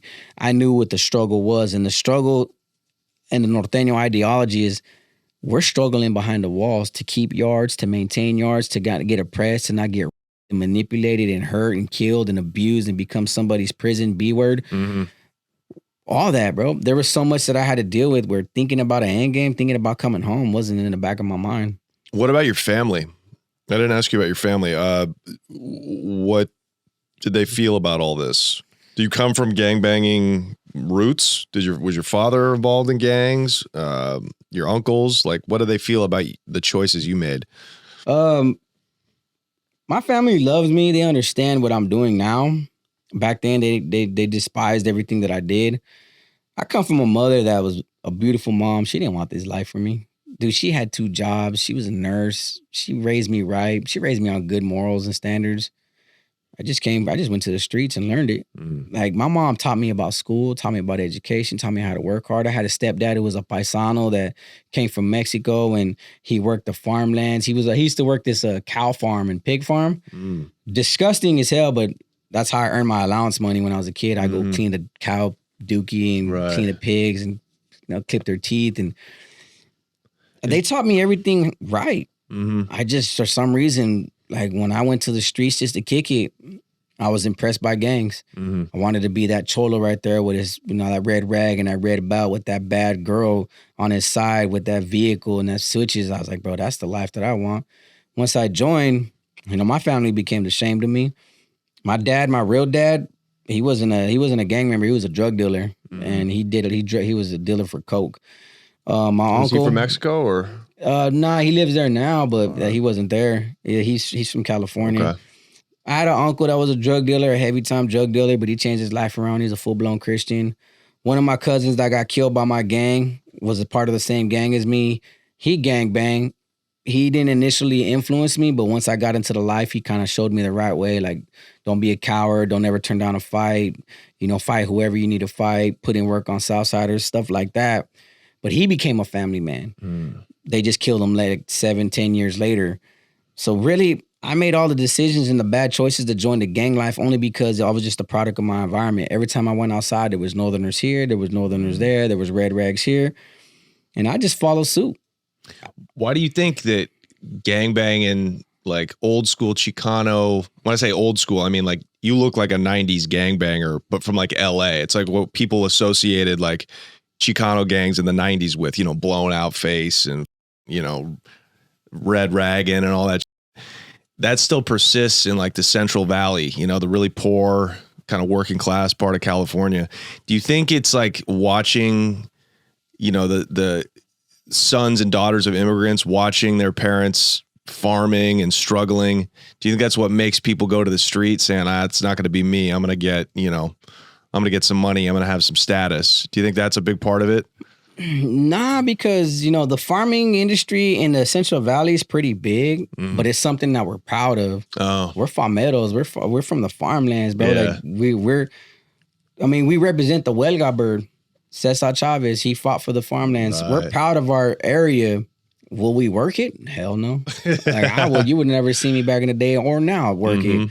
But we took that representation of something that was so civil, a civil rights movement, and turned it into a gang. In reality, in the Central Valley, most people gravitate towards gangs because gangs were just deep. It was just a thing to do. You got to remember, Boys in the Hood came out, Menace to Society came out, Colors came out, Blood In and Blood Out came out. We created our own gangs. The Norteño identity finally hit the streets, and I've had friends from my own neighborhood whose parents were highly successful, bought their houses, real estate. We just chose to gangbang. Sometimes we just make these poor choices. We don't need to be influenced by our environments or by, should I say the media or poverty. I got so many homies that if they just made the right decision not to join a gang, they would have had the greatest life. But because they wanted to be gang members like me, I didn't have no reason to join a gang. I just wanted to. My mom raised me right, and I still joined the gang. So talk about getting removed. It was kind of building up to this. It's 2012 that you got hit? 2012. Man, you remember that day? Yeah, I talked about it on my channel. I talked about it on Sin Mills. I've talked about it everywhere, and I'll never forget it because it was a life-changing experience. Like I said, there was a time where I started thinking that, I'm part of a brotherhood. My brotherhood, the Norteño struggle, is totally different. It's what we consider a movement. Nuestra Familia members, they were just getting too aggressive. They're always like, oh, you need to do this and we need this money. We need a package. We need JPays. We need you guys to bring in drugs to make us money. And then I was under investigation where I was like, bro, I got my own things to deal about. Like, you all can reach the conclusions that you guys want. What were you under investigation for? Just like I said, freelancing, going rogue, making money, not reporting when I wasn't out of state. So you were under investigation from your own clica, your own gang, not the prison. No, I was under investigation by the NF members that I was answering to. So when I got to California, two of my brothers, one was from Oakland, the other one was from San Jose, were aware of the investigation. So they were keeping me updated. And then I was just like, hey, I already gave them my answers, bro. Like, I don't know how many times I could say that answer different ways. If they don't like my answers, bro, they can make the decisions. But we're our brotherhood. We're the ones running these yards. They're the ones just profiting off these yards. So I started gaining this mentality where like, bro, I don't got to answer to these dudes. You guys are incarcerated in Pelican Bay and Corcoran Shoe. You guys put your guys' selves there. You guys are your guys' own entity. You guys have your own struggles, your own fighting, your own war to deal with. Let me fight mine out here and secure these yards because right now we're about to go to war with the Southerners. And they reached the conclusion that I was being arrogant, that I was becoming abusive of my power, that I stole money from them because I didn't report my money to them or they never got the money that I sent to them, which should have been, I think it was a couple $1,000 that they were asking for, which I had it on my books. I could have easily be like, well, if that's the case here, I could JPay to you or, take it off my books, send it to your family. You can keep the money. It was all about the concept that I became a rogue Norteño, a renegade for not answering to them. But I felt like that. I was like, bro, you guys don't even consider us brothers. You guys consider each other brothers the same way I consider my brothers my brothers. We're two different entities, so I shouldn't really be I don't have to answer to you. I just got to keep you updated. They didn't like that mentality. And so when they got out my cellie, they let them know that I had to go. In reality, the removal was to blast me off the yard so I can go to Corcoran Shoe and they can have me under investigation right then and there so they can ask me questions instead of three-waying it through a letter. It didn't work, though, because I wound up being under investigation after getting blasted, and they still released me back to the mainline. I didn't even go to Corcoran Shoe. He did. So they were just questioning him now. So overall, it was a mail call. We were getting mail. I got a letter for some childhood girlfriend of mine that I was like, never thought I'd ever talk to again. I was all in love with when I was a child. And he was like, hey, bro, we're on lockdown. We got paperwork in here. We got knives in here. We got drugs in here. Right. We need to get rid of it, food, because they're gonna come harass us. They're gonna lock us down. They're gonna come search us, and they're gonna identify us as gang leadership. How long had you been with this cellie for? Oh, about a year. You guys are friends. Friends, dude. Yeah. Like I hooked them up with family. Hooked them up with girls. Like I got so much good memories with that dude, and he was one of my best training officers. Like he taught me everything I needed to know about the Norteño politics. Like he took my education and my personal experience to another level. So like we had a different bond from what I thought. Yeah. And so he tells me we got to extract it. So what do? I get on the toilet. I had a bunch of documents and paperwork and drugs and a 6-inch piece in my rectum. So I drop it all, clean it, I wash up, I put it in a brown paper bag and I fish it down the tier. And I was like, you got yours ready? He's like, yeah. So I go put my hand back and I'm like, hey, let me get your weapon so I can fish it down the tier. And that's when he started telling me, hey, fool, I just got this. Because when he got the letter is when I got the letter from that girl. So he had got a letter. So I didn't trip that he was down there on the letter, like decrypting it. And then he's sitting there quiet, like, oh, crap, I didn't catch it. I seen it, but I didn't catch it. So I'm reading my letter and I'm thinking he just got a bad letter. And he's like, hey, I just got a letter from Mondo. Mondo was an NF member that recently got killed in High Desert about a couple years ago. He was our regiment commander. He's from Delano. He's like, fool, Mondo said you got to go. So I look at him and I'm like, what do you mean I got to go, bro? He's like, yeah, that investigation, you know, they're saying that you're deemed no good, bro. You got to go. And I'm like, seriously, bro? Like, you're going to listen to them over me? Like, you're out here with me every day for the past 2 years, bro. We've been at Sally's for a year. You seen what we've been going through. You seen the wars we've been going at. They just literally flatlined 4 homeboys and put them in a hospital, sent them to the hospital, and you're going to sit here and worry about what they have to say when we're about ready to go to war? Big old argument, big old debate. And he just kept saying, like, fool, you got to go. Fool, you got to go. And I was like, bro, you're supposed to be my brother. We're from the same brotherhood. They're their own brothers, bro. You're supposed to stand by my side. And that's when he goes, better to you than me. And I've never forgot that saying ever since then. When he said better to you than me, and he swung the piece and he hit me on the top of the head. I got this scar right across. That's why I covered it with tattoos. I got this scar across my head. What kind of piece was it? The piece that I sent down the tier was a box staple mixed with plastic. His was like it was like a metal flat, just a tip that we made into like this little triangular tip and then put plastic on it, melted it.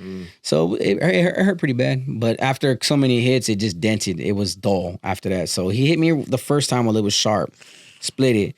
I backed up, hit the door, blood came down. He rushed me again. So that's how I got my fingers slit open, because when he swung it, I tried to catch it and the blade just went across my fingers, cut my fingers open.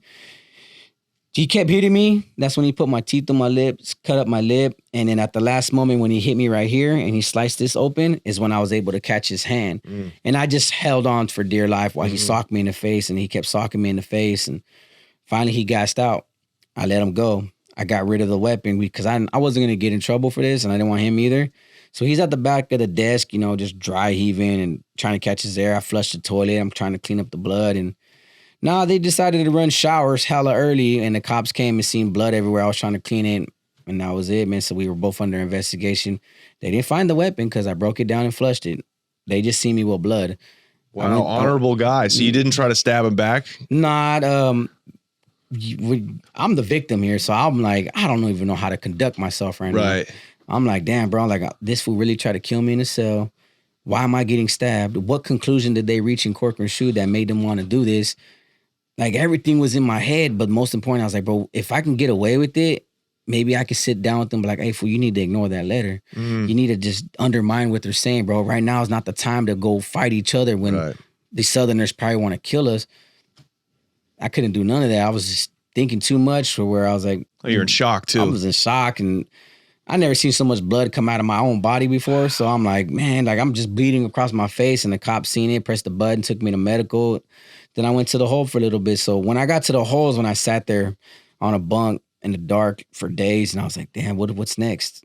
Like, if they stab me once, they're going to stab me again. So I was able to talk to my cellie back there, and I was able to talk to the authority in charge and the ADSEG, and I was second command on the yard, but since I'm not on the yard no more, I hold no positions. I'm just a regular Norteño with status now. So I'm just going through the whole protocols of answering it. And is that normal? Like, you're a victim of violence, but they treated you like you committed the violence. Is it normal when you get stabbed to get sent to ADSEG? Yeah, because they still got to put you on an investigation. The administration wants to know why you got stabbed. They want to know if you want to stay, you want to go, you're willing to tell on your gang, you're willing to save your life. They have to conduct their own investigation. And I just found it funny that they already knew the circumstances. They were already aware of the letter that got to my cell in the first place. They had copies of it. Wow. And I'm like, bro, these fools knew that I had it coming and they let it happen. Wow. But sometimes that's necessary so they can get somebody like myself to turn on the gang. Hopefully that I survive it. Yeah. Well, I wound up surviving it, and I wasn't like being deprived of rights or nothing. I still get my property because I'm the victim. I'm not in there for disciplinary. So did your cellie go to ADSEG and get charged? Yeah, he got charged, but he didn't get charged until like 8 months. Okay. The investigation was because they found no weapon. They didn't find nothing of the sorts other than a copy of the letter and me bleeding. And the medical report saying I had lacerations and I needed this and this and that. So eventually 8 months later, he got charged with assault with a deadly weapon. I wound up getting kicked back to the yard. once I got beat up by my cellie again is when I finally said, you know what, enough's enough. And I told this story on YouTube. There was the homie I was telling you about. He was from San Jose.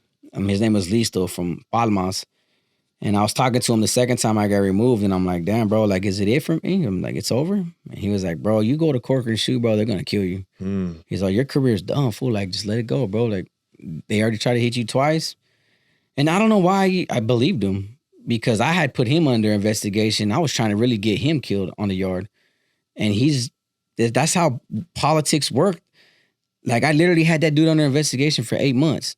And when he got snatched up on prison validation, I submitted a report to Corcoran Shoe like, hey, bro, deem this dude no good. Kill him when you get back there. Wow. And he's literally across the tier from me, telling me like, hey, bro, go save yourself. Don't worry about getting killed. And in the back of my head, I take his advice. I'm like, you know what? I'm done, bro. I'm done. I'm going to save myself. And I didn't even have the decency to say, hey, bro, just so you know, you got something coming when you go to Corcoran Shoe. Like, I let him go to Corcoran Shoe. Did they get him? Nah, I never heard that they did. I didn't hear that they did. How do you kill somebody in the shoe when everybody's isolated? The same way, if you look up, Jaime Osuna, that fool killed his celly in Corcoran Shoe, cut his head off, ripped his heart out. You get metal. You get access to trays that you can melt. And most effective way is just grab your sheet, braid it up nice into a little rope, and strangle somebody. Oh, okay, so it's the celly on celly. You have cellmates. I got you. We make a lot of cuff keys out of inhalers. We can make a cuff key and come out the handcuffs, but you're more likely, if you're going to kill somebody in Corcoran Shoe or in Pelican Bay, it's going to be by your celly. Mm-hmm. That's the best way to do it. Him, whoever would have been his celly would have been obligated to kill him. And I just thought that was the worst part about me in my life, was that, like, I'm literally trying to get this dude killed, and he's literally telling me, hey, bro, I don't want to see you get killed, bro. Just hang it up. And I never gave that fool the decency to say, hey, bro, just so you know, since I'm going to check out, I wrote this report on you. You might get killed. I just left it alone. And that's how politics really turn you into a scandalous person. Do you regret that? Oh, yes, to this day. I've had, I don't know, maybe 2 years on YouTube telling these stories, and the more that I tell them and the more that I think about them, the more I start to see, the person that I was, how scandalous I was, how politics messed me up mentally, where I've been out 4 years. I still haven't recovered from prison politics. I still think a certain way. I still don't regret things when I should be regretting them. I'm learning to regret them. And there's a lot of shame in my story. There's a lot of shame in my personality. There's a lot of shame in my past tense. Even though I do tell them on YouTube for the entertainment purposes of others, because other people wanted to hear them, and obviously the financial gain to take care of my family. But deep down, bro, I'm just a prime example of how scandalous we become in prison. And changing from that and learning from that, like, I still haven't learned nothing yet. I'm still trying to change everything. I'm still trying to become this better person. Maybe this is like my way of venting it out, getting it out, and learning about myself even better. Okay, so after you dropped out, do you submit a letter to Corcoran or to other administrators, or does everybody just hear that, oh, okay, Jay is a dropout? Oh, no. How do you go about dropping out a gang like that? Oh, well, first your people are going to deem you no good. They're going to circulate the filter, and your name's going to be placed on a BNL. It's called a bad news list. Well, there's a bad news list for just regular Northerners that dropped out, degenerates. They're called degenerates and bandidos. Then you have the NGN, which is the no good Norteños, which is somebody that's powerful. That filter is basically going to say, like, be careful with this dude. This dude has knowledge and training of our own people. He can kill some of our own people. Then you have the NF dropouts. That's the term that really, dropouts is for NF members, Mexican Mafia members, big organizations. Yeah. They have their own list where they circulate. So the people who advise all the facilities of what's going on and what's taking place. Me, once they realized that I got removed twice, and I told the cop, like, yeah, I'll go SNY, bro. I ain't going to go back to the mainline no more. I had to go to committee. Committee is going to be a warden, assistant warden, a gang coordinator, your counselor, mental health person, and like 2 other people. I think a translator that, types everything up. And it was the warden at this time. He was like, so you're going to check in? Are you sure about it this time? Because the first time I told him, like, I ain't saying, I don't want to talk to you guys. I'm good. I'm like, send me back to my people. I was real arrogant, like this little Billy badass. Like, so what? I got stabbed. What are you going to do about it? To going in it the second time humble, like, damn, bro, like, my people are going to kill me. They hate me, dude. Like, I'm the hated person right now. So he was like, "You sure this time? You want to go SNY?" And I was like, "Yeah." He goes, "Are you willing to sign this paper?" And I said, "Yeah." The paper is a classification chrono, and you sign it, and it pretty much says you're disassociating yourself from your gang, and you're gonna go to SNY. You're never gonna join a gang again. So I signed that paper, and I submitted.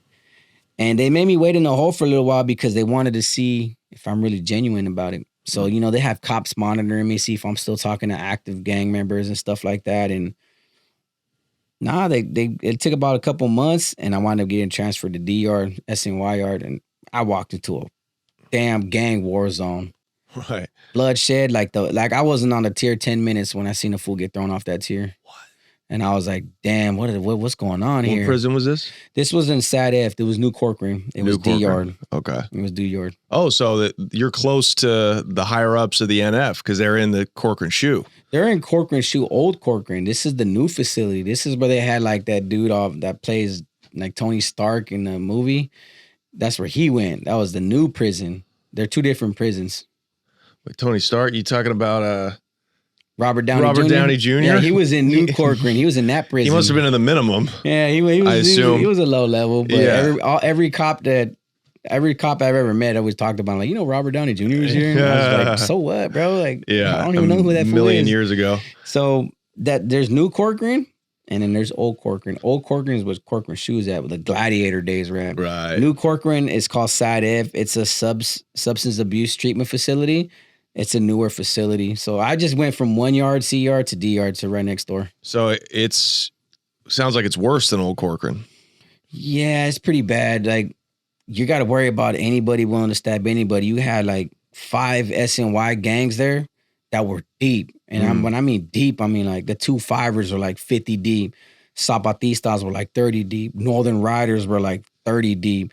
Then you had independent riders 20 deep. And these dudes are going to war like every other week, kicking it off 5-on-5, slicing each other's face.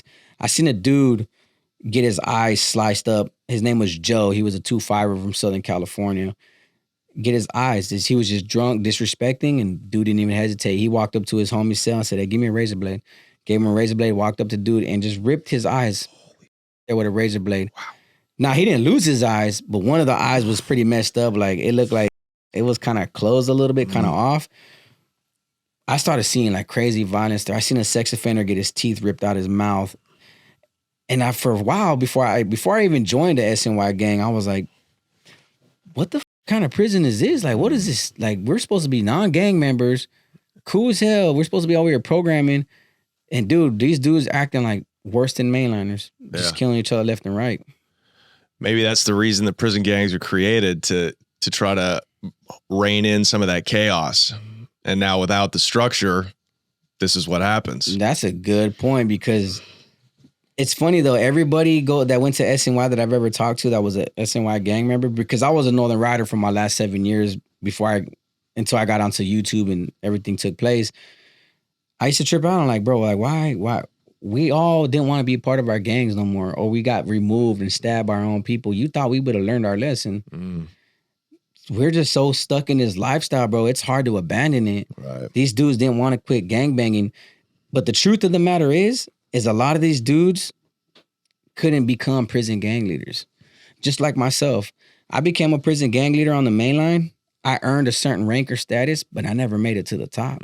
I wasn't at the highest pinnacle of my career. So going over there, after getting it took from you, it's like you can recreate that same power. Yeah. And I think that's what everybody was doing it for. Everybody wants to be their own prison gang leader now. Yeah, right. Yeah, it's almost like the AAA baseball of the gang leaders. Yeah. And now you can be the big dog in like a small pond. In a small clique, but I trip out like the sense of power that you can create from a prison gang. Right. I've seen dudes on the SNY look way more powerful than the dudes on the main line. Just the way they have staffs on the payroll, just the way they have women bringing in drugs, just how much money. There was this one dude named Puerto Rican Pups. He used to be an ex-NF member. He used to kick it with Northern Riders. He was from Hayward. Dude was rich. Dude had Rolexes on his hands, on his wrist. He had Jordans, different Jordans every weekend at visit. He literally bought a correctional officer a boat, made a correctional. Him alone made $100,000 a year off drug sales off the yard. Wow. His daughter was rich. He paid his daughter's businesses, paid for her school and everything to get her business degrees and start her own business. That's how much money he would make. He had some of the biggest gold chains I've seen on the yard, and the COs knew it. All off dope, sold in prison. He was the first person I seen to bring fentanyl in. Wow. He was the very first person that introduced me to fentanyl. I didn't know what it was. He was like, look, bro, if you hit that and if you slam that dope, be careful. And I was like, shut the hell up. I already been slamming heroin for like 2 years. I'm like, what's it going to do to me? But the moment I put it in the spoon, I was like, maybe I might take his advice. And I did a pebble of that. And I couldn't control myself for 8 hours. I just nodded, I sweated, and I was like, dude, whatever that was powerful. Yeah. I gave that stuff away. And I just like, I'd rather have regular black heroin than that. Okay, tell us about the introduction of fentanyl into California prisons. What year was that? This was 2014. This when I met Puerto Rican pups was 2014. When I first seen it, it wasn't coming around often. He had access to it, but it was around 2016, 2017 is when it hit big, and people became more addicted to that because it was a stronger high. See, I could do regular heroin. I could do a quarter of a gram of heroin, and I'll be cool. I'll be high. But then it fades away. Then I'm going to do another quarter. Then I'm going to do another quarter. And just to get the high that I want. You take a quarter of fentanyl, we can get the whole tier high. And we're going to be high about the same amount as it takes for me to slam a gram of heroin. So when people seen that, they were like, bro, why do we want this drug that's going to cost me $400 to get the same high when this can cost me $50 and I'll be 10 times as high as this? And I just watched people OD left and right. Wow. OD left and right. One dude, my neighbor, he OD'd and it was disgusting. Like, he didn't know what to do. So when I came out to use my phone, he was like, hey, bro, come here. Like, hey, look at my celly, fool. He's gone. And I looked at his celly. His celly was from Riverside. I remember that. And he just had one eye closed, the other one half open. His eye looked like pale, milky white, and he had his tongue sticking out, and he was just drooling, and he was just stuck there. And he was like, bro, I think he's ODing, bro. What am I gonna do? I'm like, bro, wake him up. Do something. Yeah. Kick the damn door. You just gonna let him die there? Because if your celly overdoses and he dies in your cell, you get convicted of that murder. Wow. Because you didn't do nothing. So I'm telling him, like, bro, you might want to call, bro. And I would never forget his face. Like, that was the first dude I seen overdose off fentanyl. And now that's most of the calls I get from prison now from a lot of people. Is like, hey, the homie died off fentanyl. He OD'd off fentanyl. He OD'd off fentanyl. But everybody loves fentanyl. They can't turn it down because it's so addicting and so powerful to be high on. So that's really pushed heroin to the side. Nobody wants heroin no more. So nobody wants regular black. So that's what the hustlers and the guys like Puerto Rican Pup are bringing in. Yeah, the whatever you gotta. It's Are they starting to mix it to reduce the ODs? Like, do you think they even take that into consideration? It's whatever you can get a hold of on the street. So say if you have a connect and say, for example, like, all right, you hear it on a tier, like, man, my fools want to get on a good one. They want to get high. They want to get lit. They want to get tweaked out. All right, I'm gonna call my connect on the streets. He can easily tell you, hey, fool, like, I got some, but it's cut with fat. So we can make it 10 times more stronger, the high. All right, bring it in. They don't care. They just want to be super high. And the more I keep people high, the more money I'm going to gain. Right. If the next week they're like, bro, we want some heroin, bro. We want to chill. Well, then I'll go get some heroin that's cut with fentanyl. Bring it in. No, everybody's drug addicts in jail. Nobody's going to turn down no drugs. Even if they have the idea that it might kill you, people need to get high. So it sounds like the shot caller would hear the demand first and then go get it. Yeah. Depending on what cats wanted to do. Yeah. There was times I'd bring in crystal meth for like 3 months and I'd make money off 3 months. I mean, if there's drugs on the yard, people are going to buy it. If you don't got heroin, they're not going to buy it.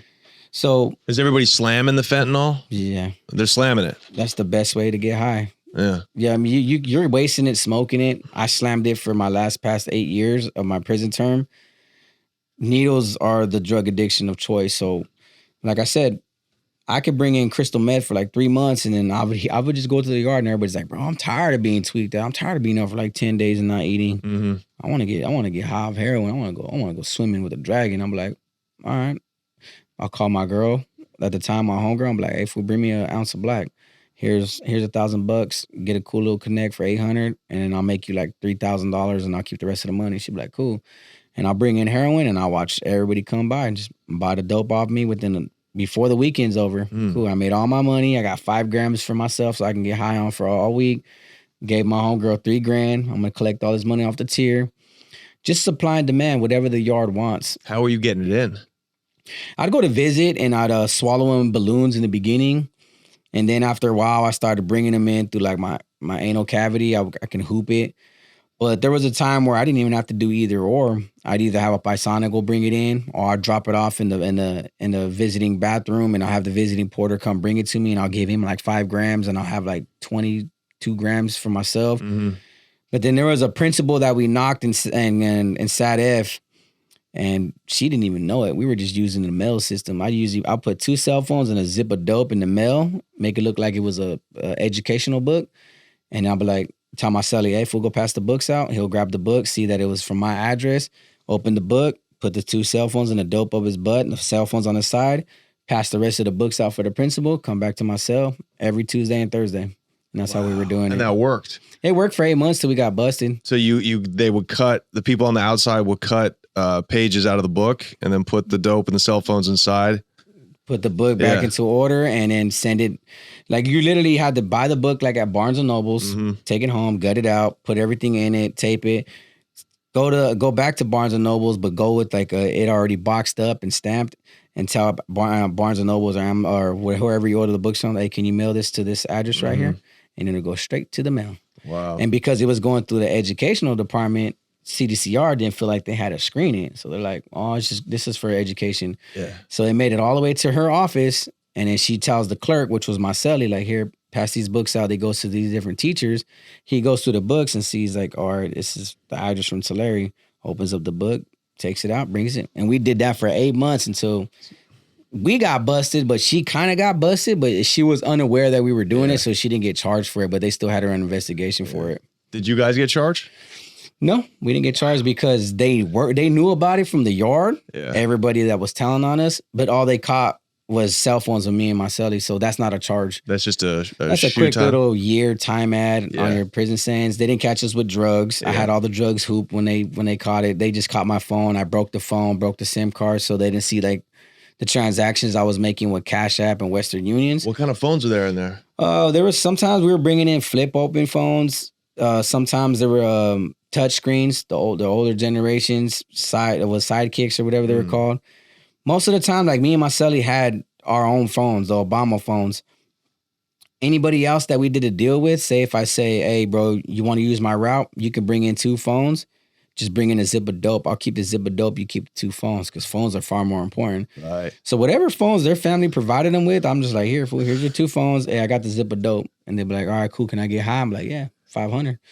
Give them some dope. They're high on their phones, talking to their old ladies all night. And I'm just making money. So I really just pimped out that pipeline to other people in the yard so we can all have phones. It's like a drug route in the free world. Yeah. That's a route. The route is through the educational department. And this professor, the lady who works there, who doesn't even know that she's helping move the shit in. She didn't know for 8 months. And poor lady, man, because she was older. And my cellie told me when he came back, he was like, bro, they had her like stripped out, butt naked against the wall, dude. Like, damn. And then we sat there and felt guilty. I was like, poor grandma, bro. Us could have been our grandma, bro. But then we're like, hey, we still got our phones and dope. We made like thousands of dollars. I'm talking about an ounce of dope every week for 8 months. Me and him were slamming like 10 grams to each other just by ourselves of dope, making so much money. And you make $1,000 off an ounce? No. We make $5,000 off an ounce. Wow. We can make hella lot. It depends how I bleed it. Like, sometimes I give like 5 people a deal. Here's 3 grams for 500. Collect all that money. Okay, the rest of the dope, I'm gonna split it up 4 ways. Sell it for some canteen. Put some money on my books, and then I'll save whatever's left, and I'll just get high for the rest of the week because I was able to do it every week. But that's how I became a drug addict bad, because I was strung out for 8 months. Yeah, and it hurt like hell to be a drug addict. Right. Yep. Doing a lot of heroin. Were you sucked up? Because you're a big guy, but were you sucked up? Yeah, I was skinny. I got a picture of my phone when I was on heroin, and I took a picture, and I was bad, dude. I had track marks everywhere. I still got the scars where I try to cover it up with tattoos. That was probably I joined gangs my whole life. I always wanted to be a gang leader and a gang member. I never thought in a million years I'd call myself a heroin addict. Mm-hmm. That's probably what I'm most ashamed about in my life is that, dude, I fed my veins for a long time. I was a slave to the needle forever. and cope. I think that's the hardest part about coping with society is that I've been sober since 2018, not even a beer. And I hate it. I fiend for drugs every day more than I fiend for the gang life. And it's like, dude, I got to battle that every day. So I stay busy with like YouTube and working 12s and doing podcasts. It's like, as long as I have the distraction, I don't have the time to sit there and think about my drug habit and my drug life and what it was like to be high every day to escape realities. But prison pretty much messed me up with the gang life and the drug life. I'm just one of those dudes that had an addictive personality. If I was addicted to gangs, I was addicted to drugs. That's wild. And the corruption of the staff too, you know, you had spoken about that off camera. Can you talk about that a little bit? You always have cops that exert their powers a little too much. That's why you see a lot of Southerners go to wars with the cops. I've seen a cop that was in Salinas Valley State Prison that I heard about that for $5,000, he'll give you a shoebox and you have to fill it up with whatever you want. You can bring in phones, dope, whatever it is that you need. You got cops like that. Tehachapi was probably the worst prison for me because them cops literally will open your door and beat the out of you. And I was so scared of that. Yeah. I've seen, you know, it's cool to be a man and a thug in jail and want to poke people and, you know, you're willing to go to war with this inmate or stab this inmate, get into a knife fight with this inmate. But when you got these bodybuilding cops opening your door, it's terrifying. It's terrifying. You like, you forget that you're a man still. And like, I've seen dudes break it down. I've seen dudes get beat up. The worst one I seen was like, they hogtied this dude and they put like this net around his face. So they taped his mouth shut so he wouldn't spit or scream. So they taped his mouth shut, put the net around his face, hogtied him where his arms were behind his back and his legs were tied to his arms, dragged him across the whole yard during the snow while they kicked him and punched him. And then threw him in the medical tank and kicked him and punched him and left him hogtied for hours while they sprayed him. So he has his mouth covered. He's breathing through his nose. He sprayed through this net. Dude, you know how hard it is to breathe during getting sprayed? Like most of the time you're like, you're using your lungs, your mouth to breathe a little bit better because your nose can't breathe it in. And they literally taped his mouth shut and made him breathe it through his nose, which would have only burned his nose, would have made him sneeze, which would have clogged his nose. And they beat him up like that. And that was probably one of the most scariest things I've seen a cop really do. And I'm like, bro, I would never get into it with a cop. I would always respect them. If I felt like he was going that route, I'm like, you know what? This is a losing battle. There was the FBI got involved. The FBI was passing out these little numbers you can call if you wanted to report a cop that was being corrupt, because these guys were known for beating inmates. They would drag them in the snow, piss in the snow, then throw the inmate's face in that snow of piss and leave them there butt naked for 4 hours. It was corrupt for years until the FBI got involved. That's how corrupt the correctional officers can become. Yeah, they're basically like gang members themselves, just on the other side of the badge. Yeah, they do operate like that. Like you hear about like LA sheriff's departments, the banditos, you hear about stuff like that. I mean, they had the green wall for years, even though that got broken up because of the gladiator days. But believe it or not, when I tell you, when the cops band together, they'll band together. And it's a fearful thing to live by when I've seen CEOs literally be like, oh, you want to talk? You got something to say? And you'll hear a dumb inmate like, yeah, it's because you got a badge, fool. All right, then. And you'll see the cop just hit the top of the door, the tower cop open it. He goes, I ain't wearing that badge no more, and just take off his gear and just start beating this inmate in a cell. And you hear the inmate getting slammed on the desk, on his bunk, screaming. What can you do? You're just in the cell like, I'm glad that ain't me. And that's how they teach a lot of inmates lessons like, bro, we're going to win this. Because if you hit me, I'm going to press charges on you. Right. So I'm going to go in there and beat the hell out of you. You're not going to do nothing about it. And even if you do hit me back, I got about 3 or 4 COs that are right here with batons that are going to beat you, not write a report about it, shut the door, and you're going to sit in that cell all day just beat up. And what can you really do? Because if you 602 it goes through the mail. So who do you think has to read it? My coworker, my tower cop. And what do you think he's going to do with this? Yeah, it was just hard for years. That's crazy. You couldn't fight corruption. That's crazy. Yeah, and that's what Hector Bravo, your friend and our friend who's been on the show, he's kind of dedicated his online presence to kind of trying to expose these corrupt pig officers in the California state system because it's bad. I would say this though, there's a lot of corruption. They have their own but you got to remember, a lot of these cops, their job is prison. They kind of follow our politics a little bit. The way we politic against each other, they politic on each other. Right. I think it's just that they're just stuck in this environment where that's where they learned it from. For sure. So they apply it to themselves. But not all cops are corrupt. I will say this. I've met some good cops that were respectful, won't even cross that line with you. You know, I've talked to a lot of correctional officers when it comes to my YouTube content that are real respectful, that understand what I'm doing, understand that I'm anti-gangs now, that don't get into trouble. But it's the corrupt cops that we talk about more and pay attention to. But it's not universal. It's just certain facilities like Salinas Valley, High Desert, Old Corcoran, and places like Tehachapi where there's always going to be a bad apple in the bunch. There's always going to be that one corrupt cop that'll get away with it or does it excessively and brings heat to the correctional officers. Those are the ones you really got to worry about. I think his sense of corruption is like the way they treat each other, the way they overpower each other, the way they do each other dirty and deprive each other. There's like different forms of corruption when it comes to correctional officers. So you're strung out, you're making a bunch of money, but you're pissing most of it up your arm. Yeah. How long into your bid is this? This was when you're at New Corcoran. This in was the SDNY yard. 2013 up until 2020. Okay. I was a heroin addict. If I wasn't fighting on the yard, I was getting high on the yard. Yeah. So, and when did you get out? Did you parole or did you do day for day? Nah, I paroled. I maxed out my whole 15 years. Yeah. And I paroled with, 2 strikes over my head. I paroled in 2020. Wow. And once I knew I was coming home, I kicked the drug habit.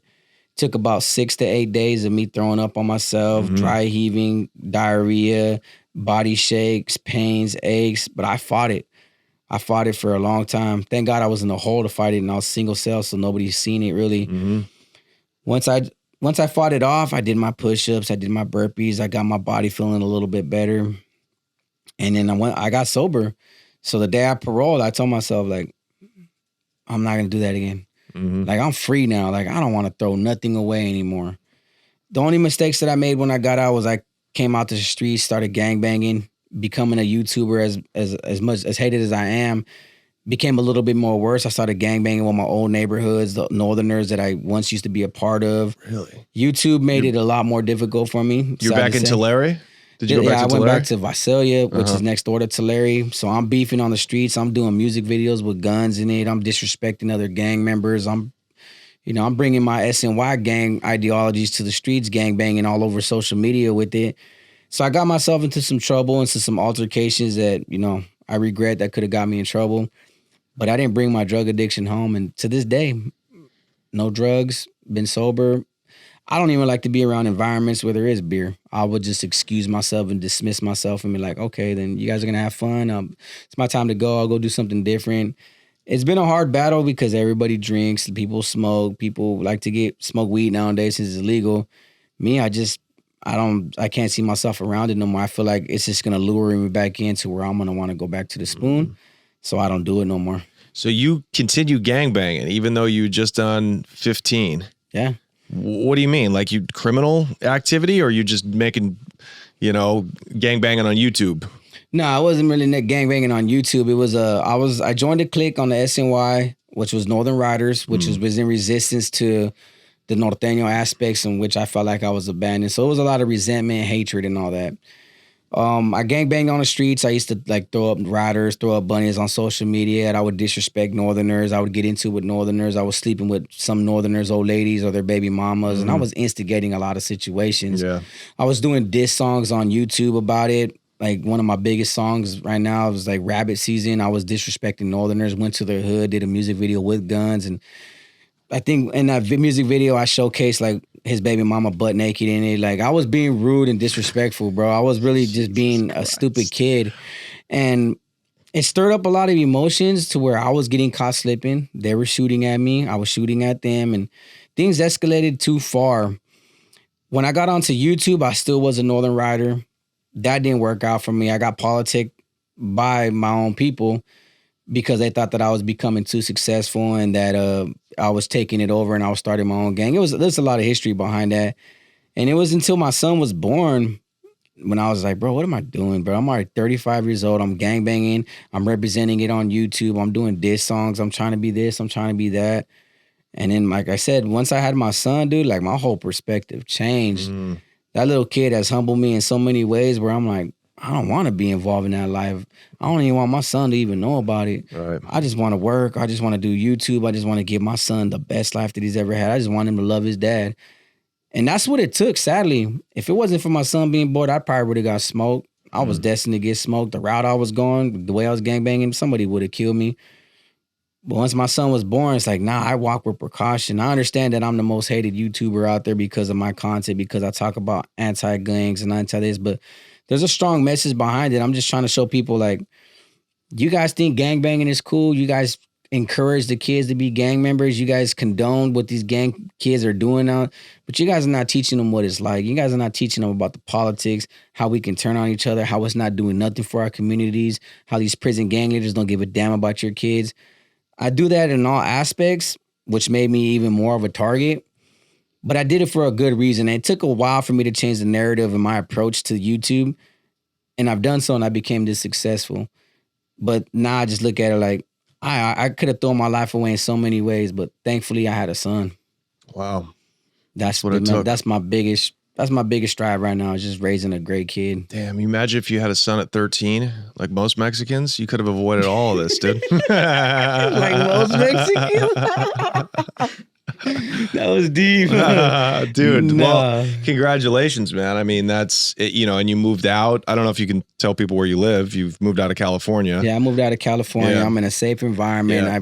I'm in a place where I ain't got to worry about gangs for 100 miles, and I can raise my son to be a little country boy, listen to country music, and be raised by cows and horses. And I love it. I love it. I love my peace. I love my serenity, but I love the non-interruptions. I can raise my son. Just raise my son. Yeah, and you're working and you're doing well on YouTube. Yeah. This is great. Well. Tell us about it. So for the people that don't know, where can they find it and what do you do on there? I'm 59J, Renegade Media on YouTube. I've been telling my personal prison experiences for the first year. I talk about a lot of these prison organizations, Nuestra Familia, since I'm a former Norteño.